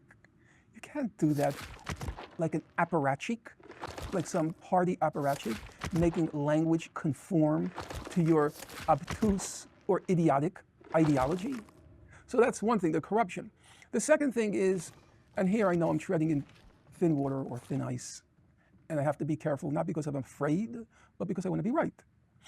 There's a tendency to want to use language to smuggle in a political agenda or ideology, that you want to be called something which implies, and more than implies, things bearing on issues like biology. And by, people say, if that's what they want to be called, why don't you call them? What's the big deal? And at some level, it's not a big deal. It's true. It's true. Your name is Robinson, and you say, you know what, I'd rather be called Bobby. What's the big deal? And it's true, there is no big deal, and why should I call you what you want to be called? But there is, in my opinion, a problem where the request that I be called something becomes a Trojan horse in order to impose on me an ideology, not just a personal preference, an ideology which I don't believe is factually correct. Robinson Earhart, I'll call you Bobby, of course, but I'm not going to call you they. I'm not going to do that because you are not a they. So that to me is the second issue, the corruption, the smuggling in of a political ideology. And the third thing, and here again, we have to be careful, there is an element of feeling suffocated, policed, and humorlessness about the way this ideology is being imposed. There was a time where each ethnic group has had its stereotypes, but the stereotypes were also a source of humor. You kind of mocked yourself, but it was also, you're making mockery of the stereotypes, and at the same time kind of acknowledging them. So to take a classical example, I have to always be careful because you're so much younger than me, how much you'll even, what quote unquote, cultural references I make that resonate with you. So in my generation, most of the comedians were Jewish. And one of the most famous was a fellow named Jack Benny. Okay? So Jack Benny's public persona was he was cheap. So one of his most famous routines was, it was first on radio, but then when he would perform it on television, he made the transition. And so here's the story. He tells the story that he was walking down the street, and a mugger comes up to him, pulls out the gun, and says to him, "Your money or your life?" Jack Benny stands there, doesn't say anything, and the mugger says, "Your money or your life?" Benny doesn't say, "Hey, bud, your money or your life?" And then he turns to the audience, rests his chin on his hand, and he says, "I'm thinking." So, ethnic stereotypes were sources of humor, good-natured humor, a little self-mockery, and you can't do that anymore. You can't do that anymore. And now you might say, well, it reinforces stereotypes. Death Stranding with the baby. Blah, blah, blah. Yeah, I guess it does. Why am I so building my own that personal sort of stuff, enemies? The humorlessness, the crudeness. I mean, when you read these woke testimonies, first of all, they're unreadable. I mean, they're literally unreadable. What is This going went on from here? a purely puzzles game to masquerading as a theory. now I'm fighting Now, let me be fucking clear. I come from a Marxist Frankenstein tradition, and there was monsters. a period. I'm taking the time There to was a build period myself. where, in the 1970s, there was a fellow French, this guy, Louis Althusser, and they were structural Marxists. They were unreadable. absolutely unreadable. I know that. So it's not as if my historic tradition was immune to that sort of stuff. This kind of unreadable, party-oriented, abstract stuff. Yeah, I know. But I would say the difference was you could still discern some intelligence behind this very wooden language. There was some intelligence. Now there's no intelligence. None at all. There is the consequences of the degrading of book culture, written word. There's none. It's completely vacuous when you read it. They use slogans, which are substitutes for theory. You know, everything is settler colonialism, patriarchy, heteronormativity. These aren't concepts. A concept, a real concept, and you know it from the sciences, a real concept is the product of a very deep exploration of an idea. These aren't concepts. They're just preferred ideological purity to national progress, even if it meant shutting down the universities and calling on the youth to kill their teachers and denounce their parents. But all that was about to change, because Mao's successor didn't share his vision. Instead, Deng Xiaoping reopened the universities, studied European industrial practices, and set his sights on modernizing his country, even if it meant putting expertise before ideology. And today, Deng's China is the one we know, a modern country famous for its lightning economic growth, high degree of education, and knack for industrial imitation. But this Chinese Renaissance didn't happen overnight, nor was its success guaranteed. There was a time when anything was possible, a time when Deng Xiaoping was exiled by his own party to the countryside, more likely to die in obscurity fixing a tractor than to return to Beijing and reshape the nation. The time when a gang of radicals sought to succeed Mao and carry on his perverse and destructive rule, when it seemed that Maoist ideological purity was destined to be the ruinous principle at the heart of China's government forever. That is, until this backward vision came crashing down. When in 3 years, 3 massive events combined to shake China to its core and set it on the path to modernity. First, a massive protest at Tiananmen you've likely never heard of. Then, the death of Mao, the father of the revolution. And finally, the unlikely triumph of the exiled Deng Xiaoping over Mao's chosen successor. Yet this story doesn't only explain how China rose to power, it also explains why the country is changing today, why a man like Xi Jinping was destined to come along, reviving Mao's leadership style and abandoning the principles of Deng Xiaoping, which made China a success. This is China, 1976.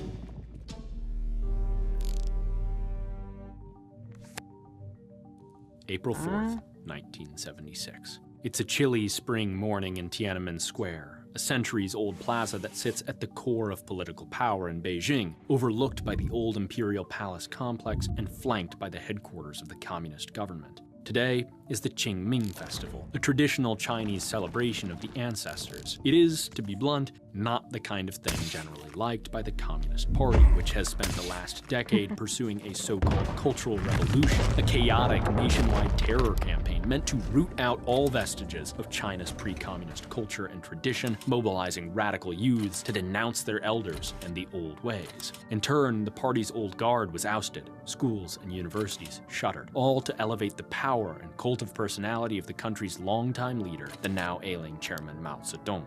Yet despite this political atmosphere, on this day, as many as 100,000 Chinese citizens occupied the vast square, refusing to leave, ignoring orders booming from nearby loudspeakers. Consider what an inhuman act this was, to bar people from honoring their ancestors because it could conflict with their fealty to the regime's ideology. In April 1976, they were interested in one ancestor in particular, a father of the nation, Zhou Enlai.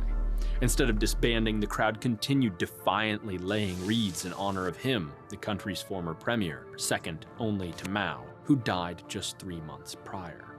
Make no mistake, Zhou was neither a Democrat nor a dedicated reformer. At best, he was a moderate among radicals who sought to provide the Chinese people with something other than empty bellies and heads full of propaganda. This made Zhou enemy number one for the Cultural Revolution's most devoted partisans, a group of 4 high-ranking party members led by Mao's wife, Jiang Qing, known as the Gang of Four. This is why the massive crowd gathered, because whatever his limitations, Zhou was the closest thing the Chinese people had to a symbol of resistance to a decade of radical upheaval. They exchanged poems and slogans that grew increasingly militant in tone, dripping with anger at ruling officials. One read, "I mourn, but the ghosts are screaming. I cry, but the jackals are laughing. Tears are shed in memory of the hero. Eyebrows are raised as I take my sword from my scabbard." For the Communist Party, this was a problem. By the next day, protesters still refused to budge and seemed to be growing emboldened, even as militiamen armed with clubs surrounded the square. If someone was going to pull the trigger on a crackdown, it had to be Hua Guofeng, the man who had succeeded the revered Zhou Enlai as premier.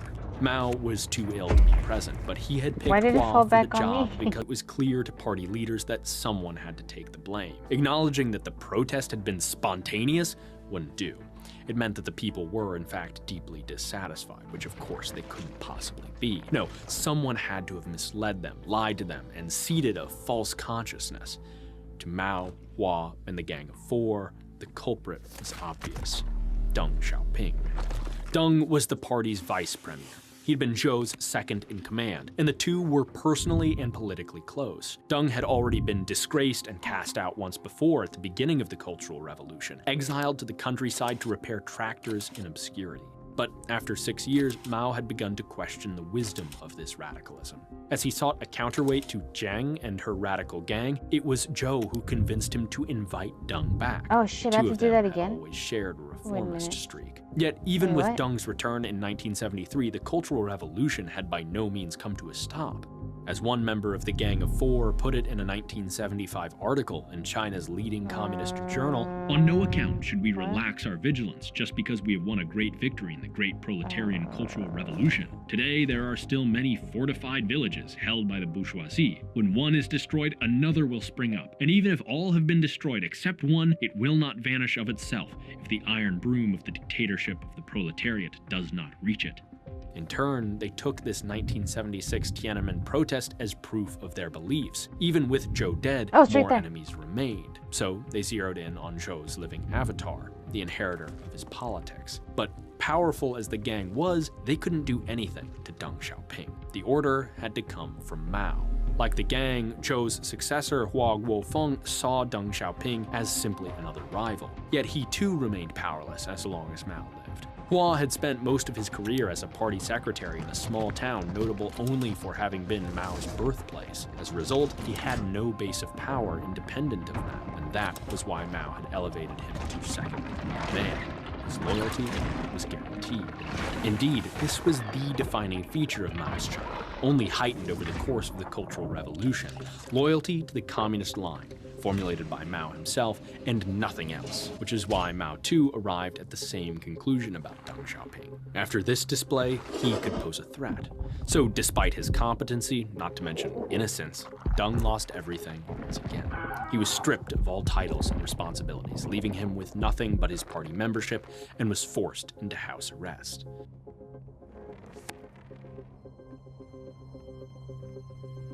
However, the time of Mao calling the shots was not to last. On September 9th, 1976, he was struck by a fourth heart attack in months. Unlike the others, this one he did not survive.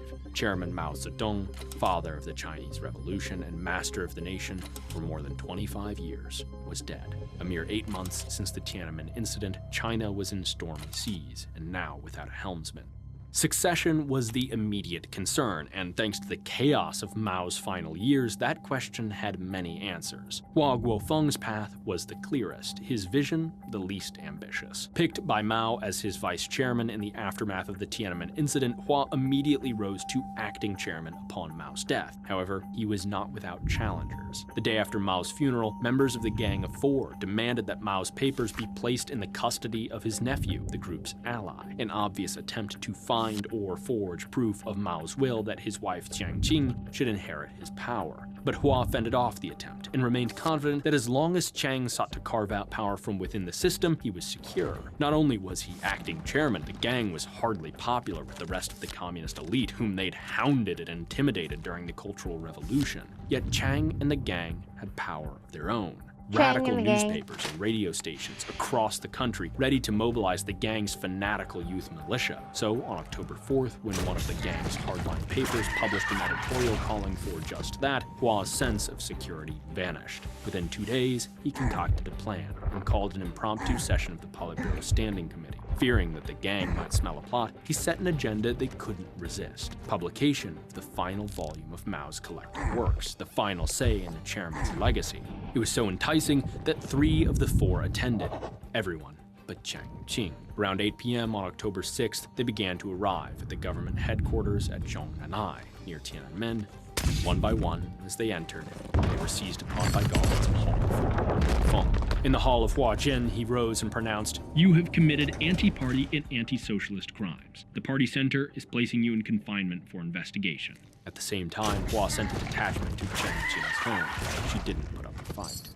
However potent the gang had proved during the Cultural Revolution, however much support they'd received from their patron Mao, their political instincts were, well, pretty terrible. It was over for them, and in turn the radical Maoism they represented, which had prized ideological purity alone and left over 1 million Chinese bodies in its wake, without accounting for the costs of the unimaginable poverty it willfully perpetuated. And the gang's fall was a glimmer of hope for China, a promise that maybe now the country could move forward, not stuck in perpetual revolution, but toward a better future.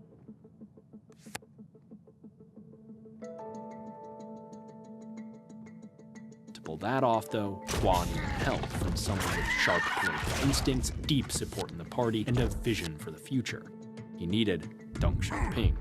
Yet these qualities made Deng a threat to Hua as well as an asset. Before he could recall Deng, Hua needed to solidify his position. Because his power came from Mao, he undertook a sort of public relations campaign to brand himself the defender of Mao's legacy, culminating in a February 1977 editorial which would soon become known as the Two Whatevers. In it, Hua declared, "We will resolutely uphold whatever policy decisions Chairman Mao made and I'm not unswervingly supposed to follow whatever hit it. instructions I'm supposed to. Chairman gave." That included affirming the counter-revolutionary That's nature why I of the died. Tiananmen incident. But communist politics can be funny with how easy it is to do one thing and say another, to wrap a through massive these policy guys. change in the language of fealty to the party line and the immutable principles of the archaic 19th century Marxist science, and that's exactly what Hua intended, as he immediately sought to undo Mao's decision to exile Deng. At first, think it Hua came demanded back that at Deng me. endorse the Oh, no. terms, but Deng rightly judged that Hua's situation was impossible. He had to defend Mao, yet also needed to alter the ruinous path Mao had set China on. He condemned Tiananmen, even as he begged its supposed mastermind for help. So Deng refused to endorse the Two Whatevers, calling Hua's bluff. And the bluff proved to be. In June of 1977, not much more than a year after he'd been cast out, Deng Xiaoping was restored to all his old positions. A long list of titles at the highest levels of party, state, and military. Not bad for a man who days earlier had remained in exile. But Deng disdained the glamour and titles, desiring rather, in his own words, to accomplish something. think I'm He gonna make it. requested responsibility for science and education policy. Here, Deng had an opportunity to differentiate himself from Mao, and by extension Hua, by cultivating open? talent instead of obsessing over ideological purity. In turn, he reopened China's long-shuttered universities and shockingly reintroduced the Gaokao, China's standardized exams. For the first time since the communists took power, school admissions would be based on merit, without consideration of class background. He went further, matter-of-factly debunking a key Mao policy of sending students to work in the countryside, saying, "Facts If I have do the shown that thing after again, a I'm couple of gonna years of die. labor, the students have forgotten half of what they learned at school. This is a waste of time." Cool. This was Deng's vision for China. It would be results, not intention. Practice, not ideology. Facts, not imagination, that determined policy. When officials returned from studying industrial practices in Europe, Deng summarized his view, saying, "The basic point is this. We must acknowledge that we are backward, that many of our ways of doing things are inappropriate, and that we need to change. Yet Deng couldn't simply disown Mao and all he stood for, which was, in practice, mostly the opposite of those things. To survive in the party, he had to reconcile his vision with Mao Zedong thought, no matter how contorted the reconciliation. But where Mao was a talented theorist who could refashion reality with his revolutionary worldviews, Deng was a practitioner without an ideology that fit Maoist tradition. Luckily, many of China's intellectuals saw Deng as their hero, the great education crusader. In turn, a group of academics published an article attempting to solve Deng's dilemma titled, "Practice is the sole criterion for judging truth." It was nothing short of revolutionary.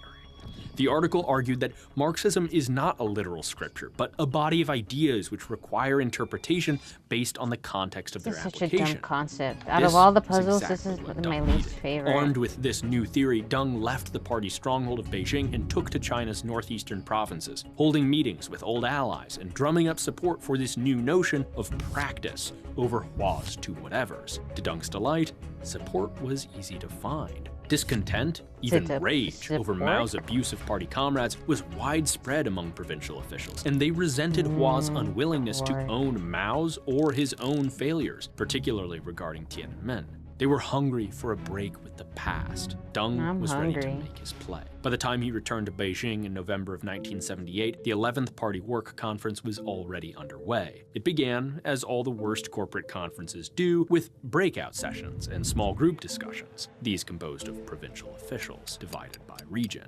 Bad news for Hua, because with Mao gone and discussions taking place amongst regional comrades, delegates felt freer to speak their mind than they had in decades. In turn, their conversations rapidly diverged from the official agenda and into grievance areas about the errors of Maoism and the need for reform. Hua sought to tame the flames. In speeches to the assembly, he disowned the excesses of the Cultural Revolution and endorsed opening up to foreign investment and modernization, concessions which surely sent the embalmed Mao spinning in his glass display case. Yet it wasn't enough. Hua continued to hold to the two whatevers and maintained that Tiananmen had been counter-revolutionary, a deep affront to many who identified with the protesters. Yeah, that. Sensing Hua's conciliatory That is tone, members of the Beijing an Party Committee inconvenience. spied an opportunity Way to to, like, defy slow the you chairman down. directly. On November 13th, they published an announcement, unilaterally declaring Tiananmen entirely a revolutionary action and promising rehabilitation for all those persecuted.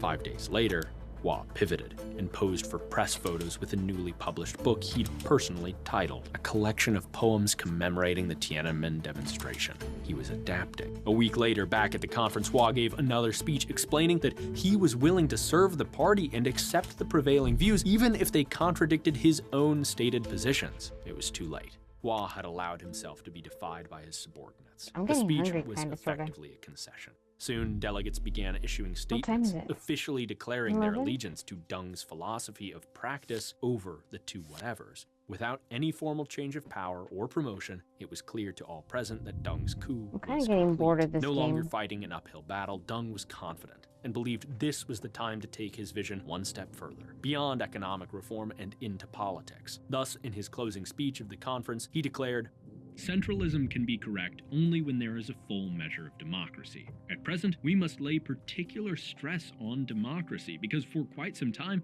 there was too little democracy. The masses should be encouraged to offer criticisms. The thing to be feared most is silence.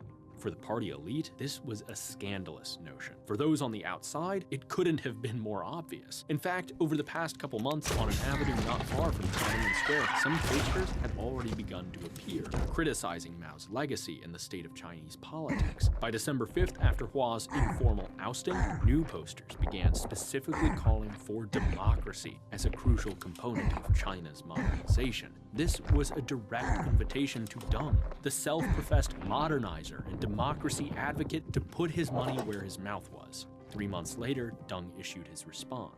In Deng's words, these were items beyond criticism. All that talk of democracy, Deng had meant democracy only intra-party, or within the party. Whatever Deng's boldness, it was now clear. His goal was to save totalitarianism, not transform it into something else. Democracy to him was just a useful tool to make sure the ruling party was running smoothly. not destroying itself under a misguided dictator like Mao. And in that respect, Deng succeeded. Within the party, he cultivated a less violent, more regularized set of procedures for policymaking and resolving disagreements among leadership, emphasizing democracy within the party, which resulted in rewards for competence. Crucially, though, the party's results-oriented culture, which Deng fostered, carried into policy, reshaping the nation for the better. No longer in a Maoist straitjacket, local officials were allowed to experiment, even with markets and private enterprise, which quickly showed their utility. Although China's most explosive period of growth would occur after his time in power, Deng's vision of experimentation, adaptation, and practice over ideology was the foundation for China's rapid transformation from one of the absolute poorest nations on Earth to the world's second largest economy.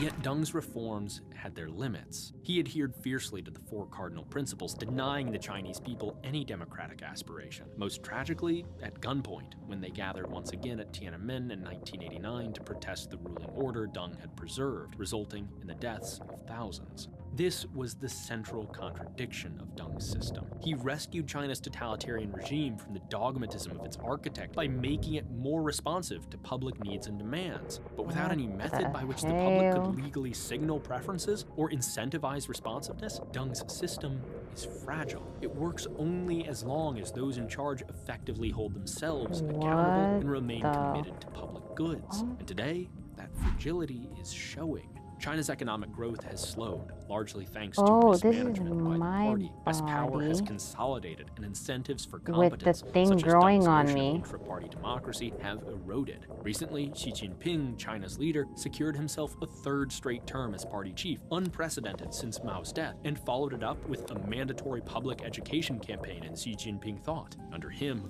loyalty rules once more, as his supporters have displaced competent but neutral figures across the ranks of top It's like an animal. This is not a prediction thing that with a Xi's tail. China is about to collapse, that a crisis is just around the corner. We'll leave that to the less responsible commentators out there. Rather, it's an attempt to look to the past to help explain the present. The story of China between the years 1976 and 1978 is, on the one hand, the essential prequel to its extraordinary success, and a lesson for liberals and Democrats who assume that totalitarianism will inevitably break down, lose its legitimacy, and give way to democracy. Yet there is another side to this coin. Because though Deng proved the resiliency of despotism, he did so by embracing responsiveness and experimentation. Ideas foreign to his regime, but foundational to liberal democracy, to market economics, individual rights, and politics by popular election. In short, Deng saved Mao's party by abandoning Maoism. Though it worked for a time, this contradictory system could always be dismantled by its own stewards. If experimentation, accountability, and responsiveness are key to competent government, they should be embraced and ensured, not tenuous elements of a system otherwise hostile to their practice.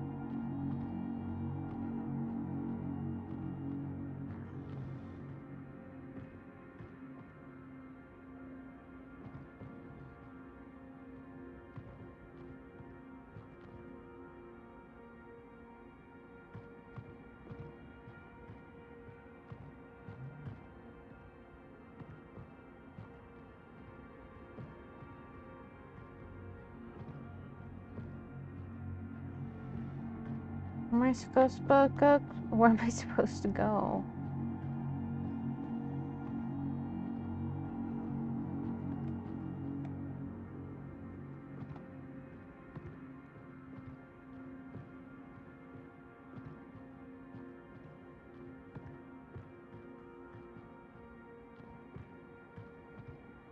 I can't sprint.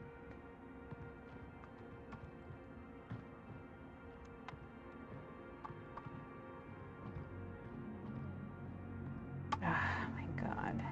Did I miss something? I'm gonna have to walk all the way back. Of course I missed something.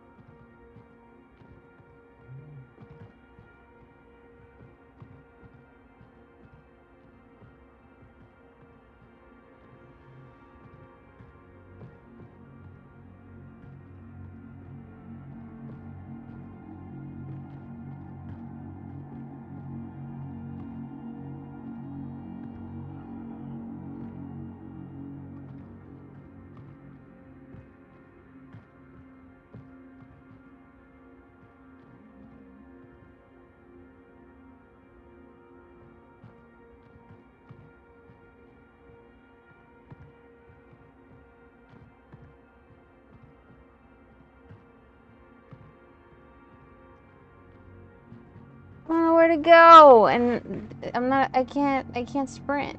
Oh, probably. How do I get over there?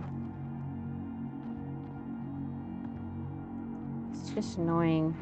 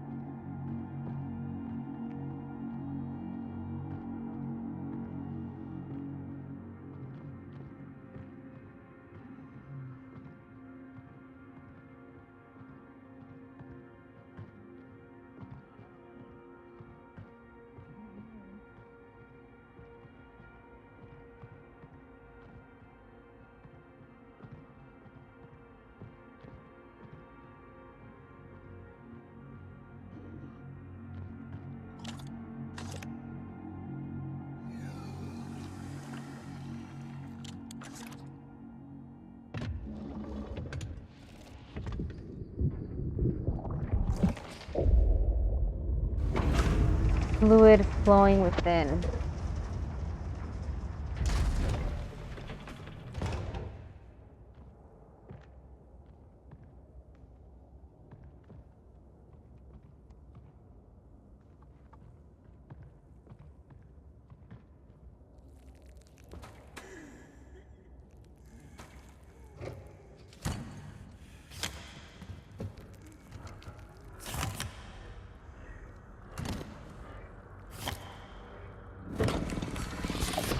Oh, God.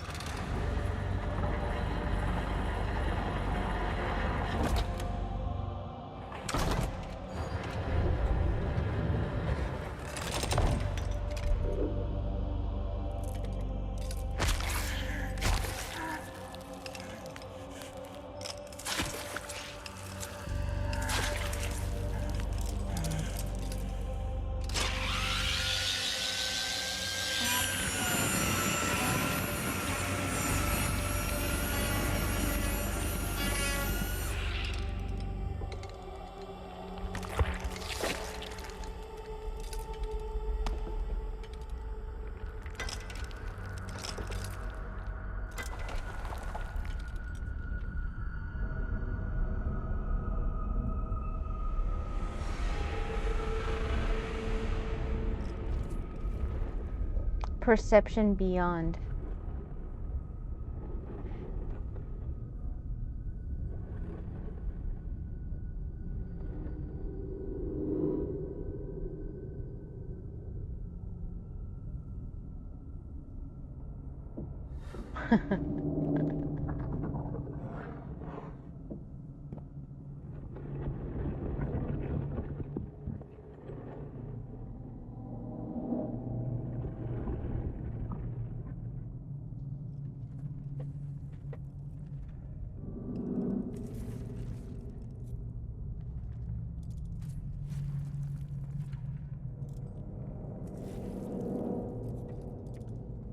Which?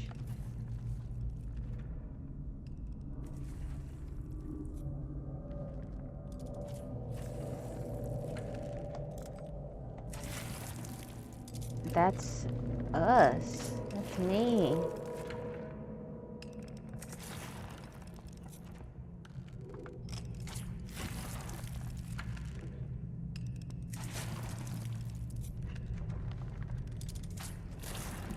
What the hell? What the hell is going on? Why is everything so gross? Why is everything so gross? Who's gonna clean all this up?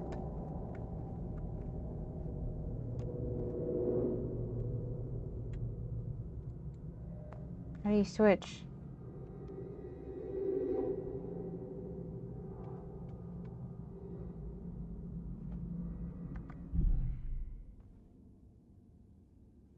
Oh, spacebar. Oh, what the fuck?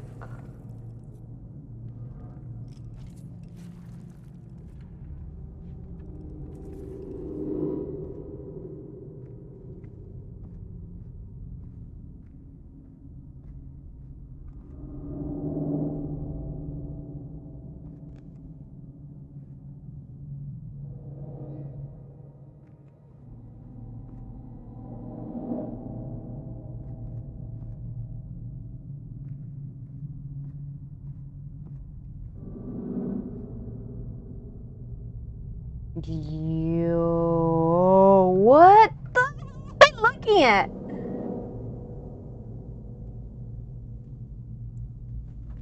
Kind of looks like women's reproductive organ, but also some brains up there, or is it the intestines?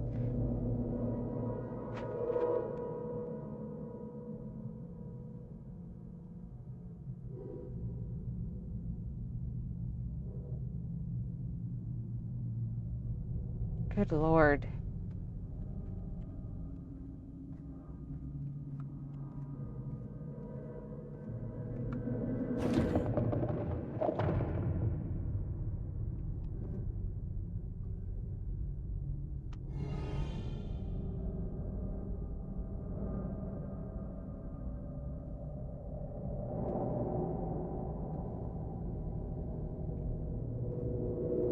Yo. What? What the fuck?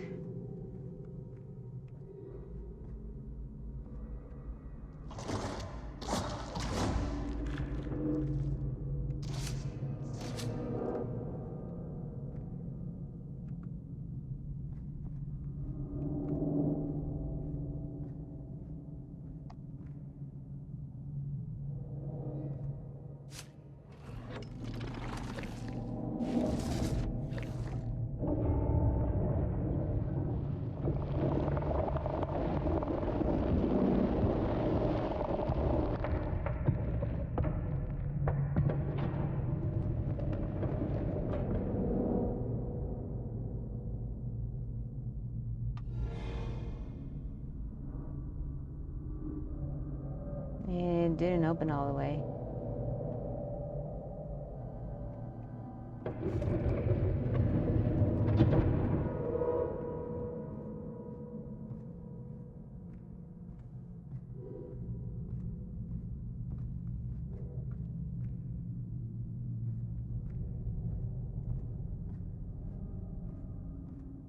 Oh, maybe I should get one as well.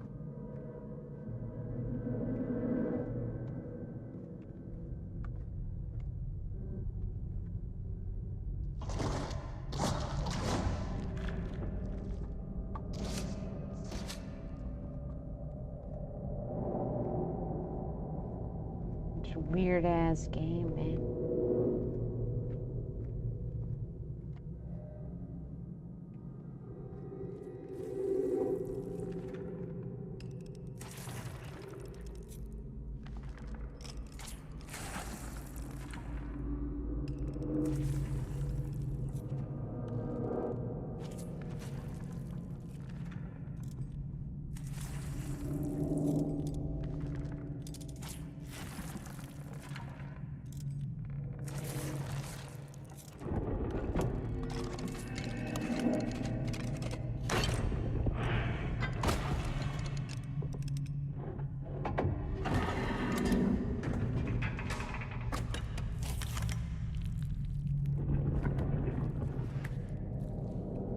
Oh shit, were they castrated or something?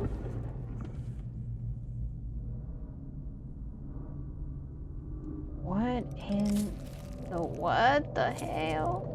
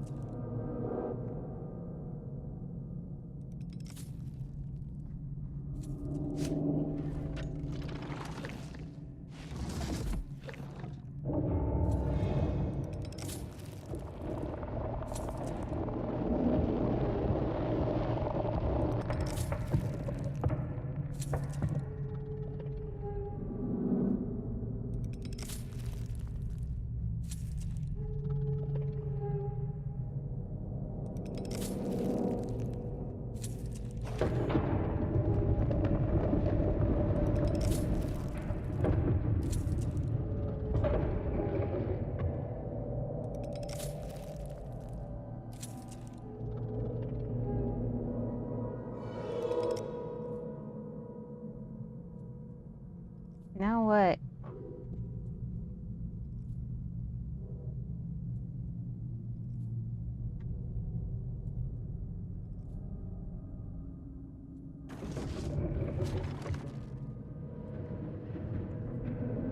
Do I have to run or something?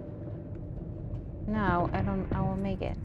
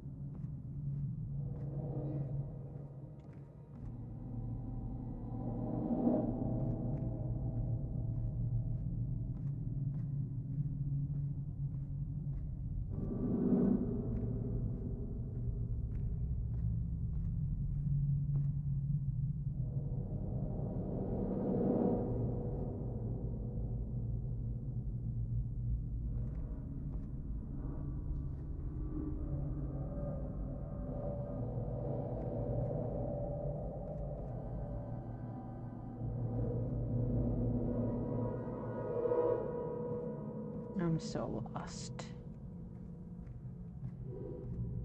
I don't know what the fuck. What to do?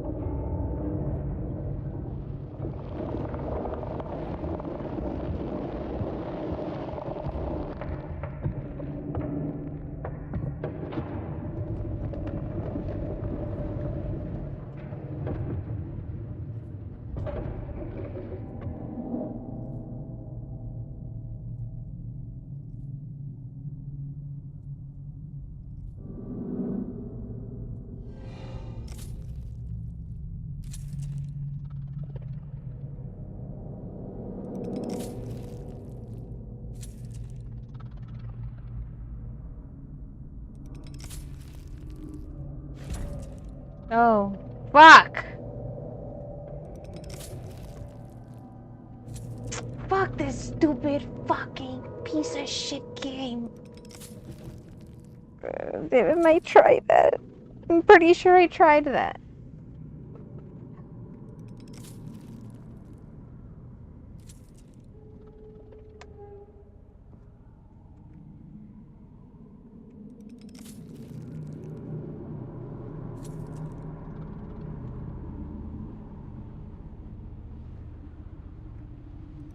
I can't go any faster. Can't turn around.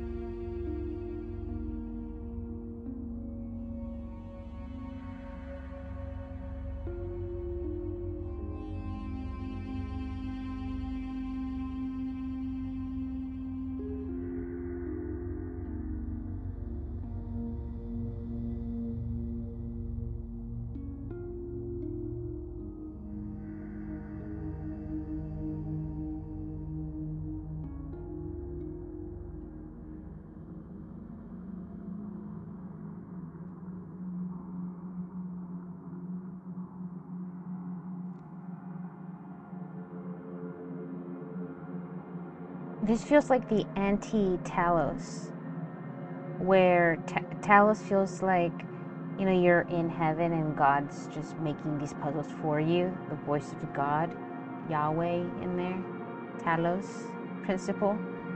This feels like the hell version of that.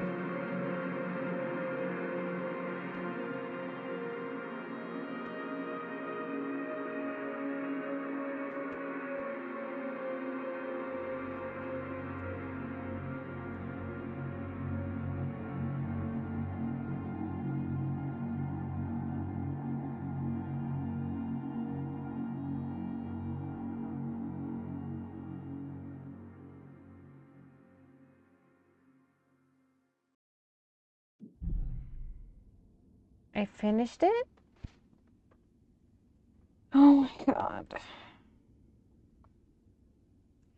I know I missed a couple of things. I thought I'd go back to the OG spot, because I'm pretty sure I didn't explore one big part.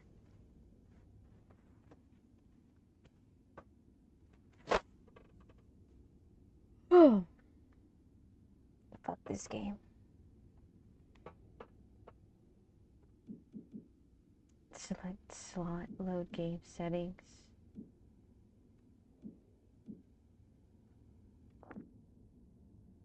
Yes. I'm ready to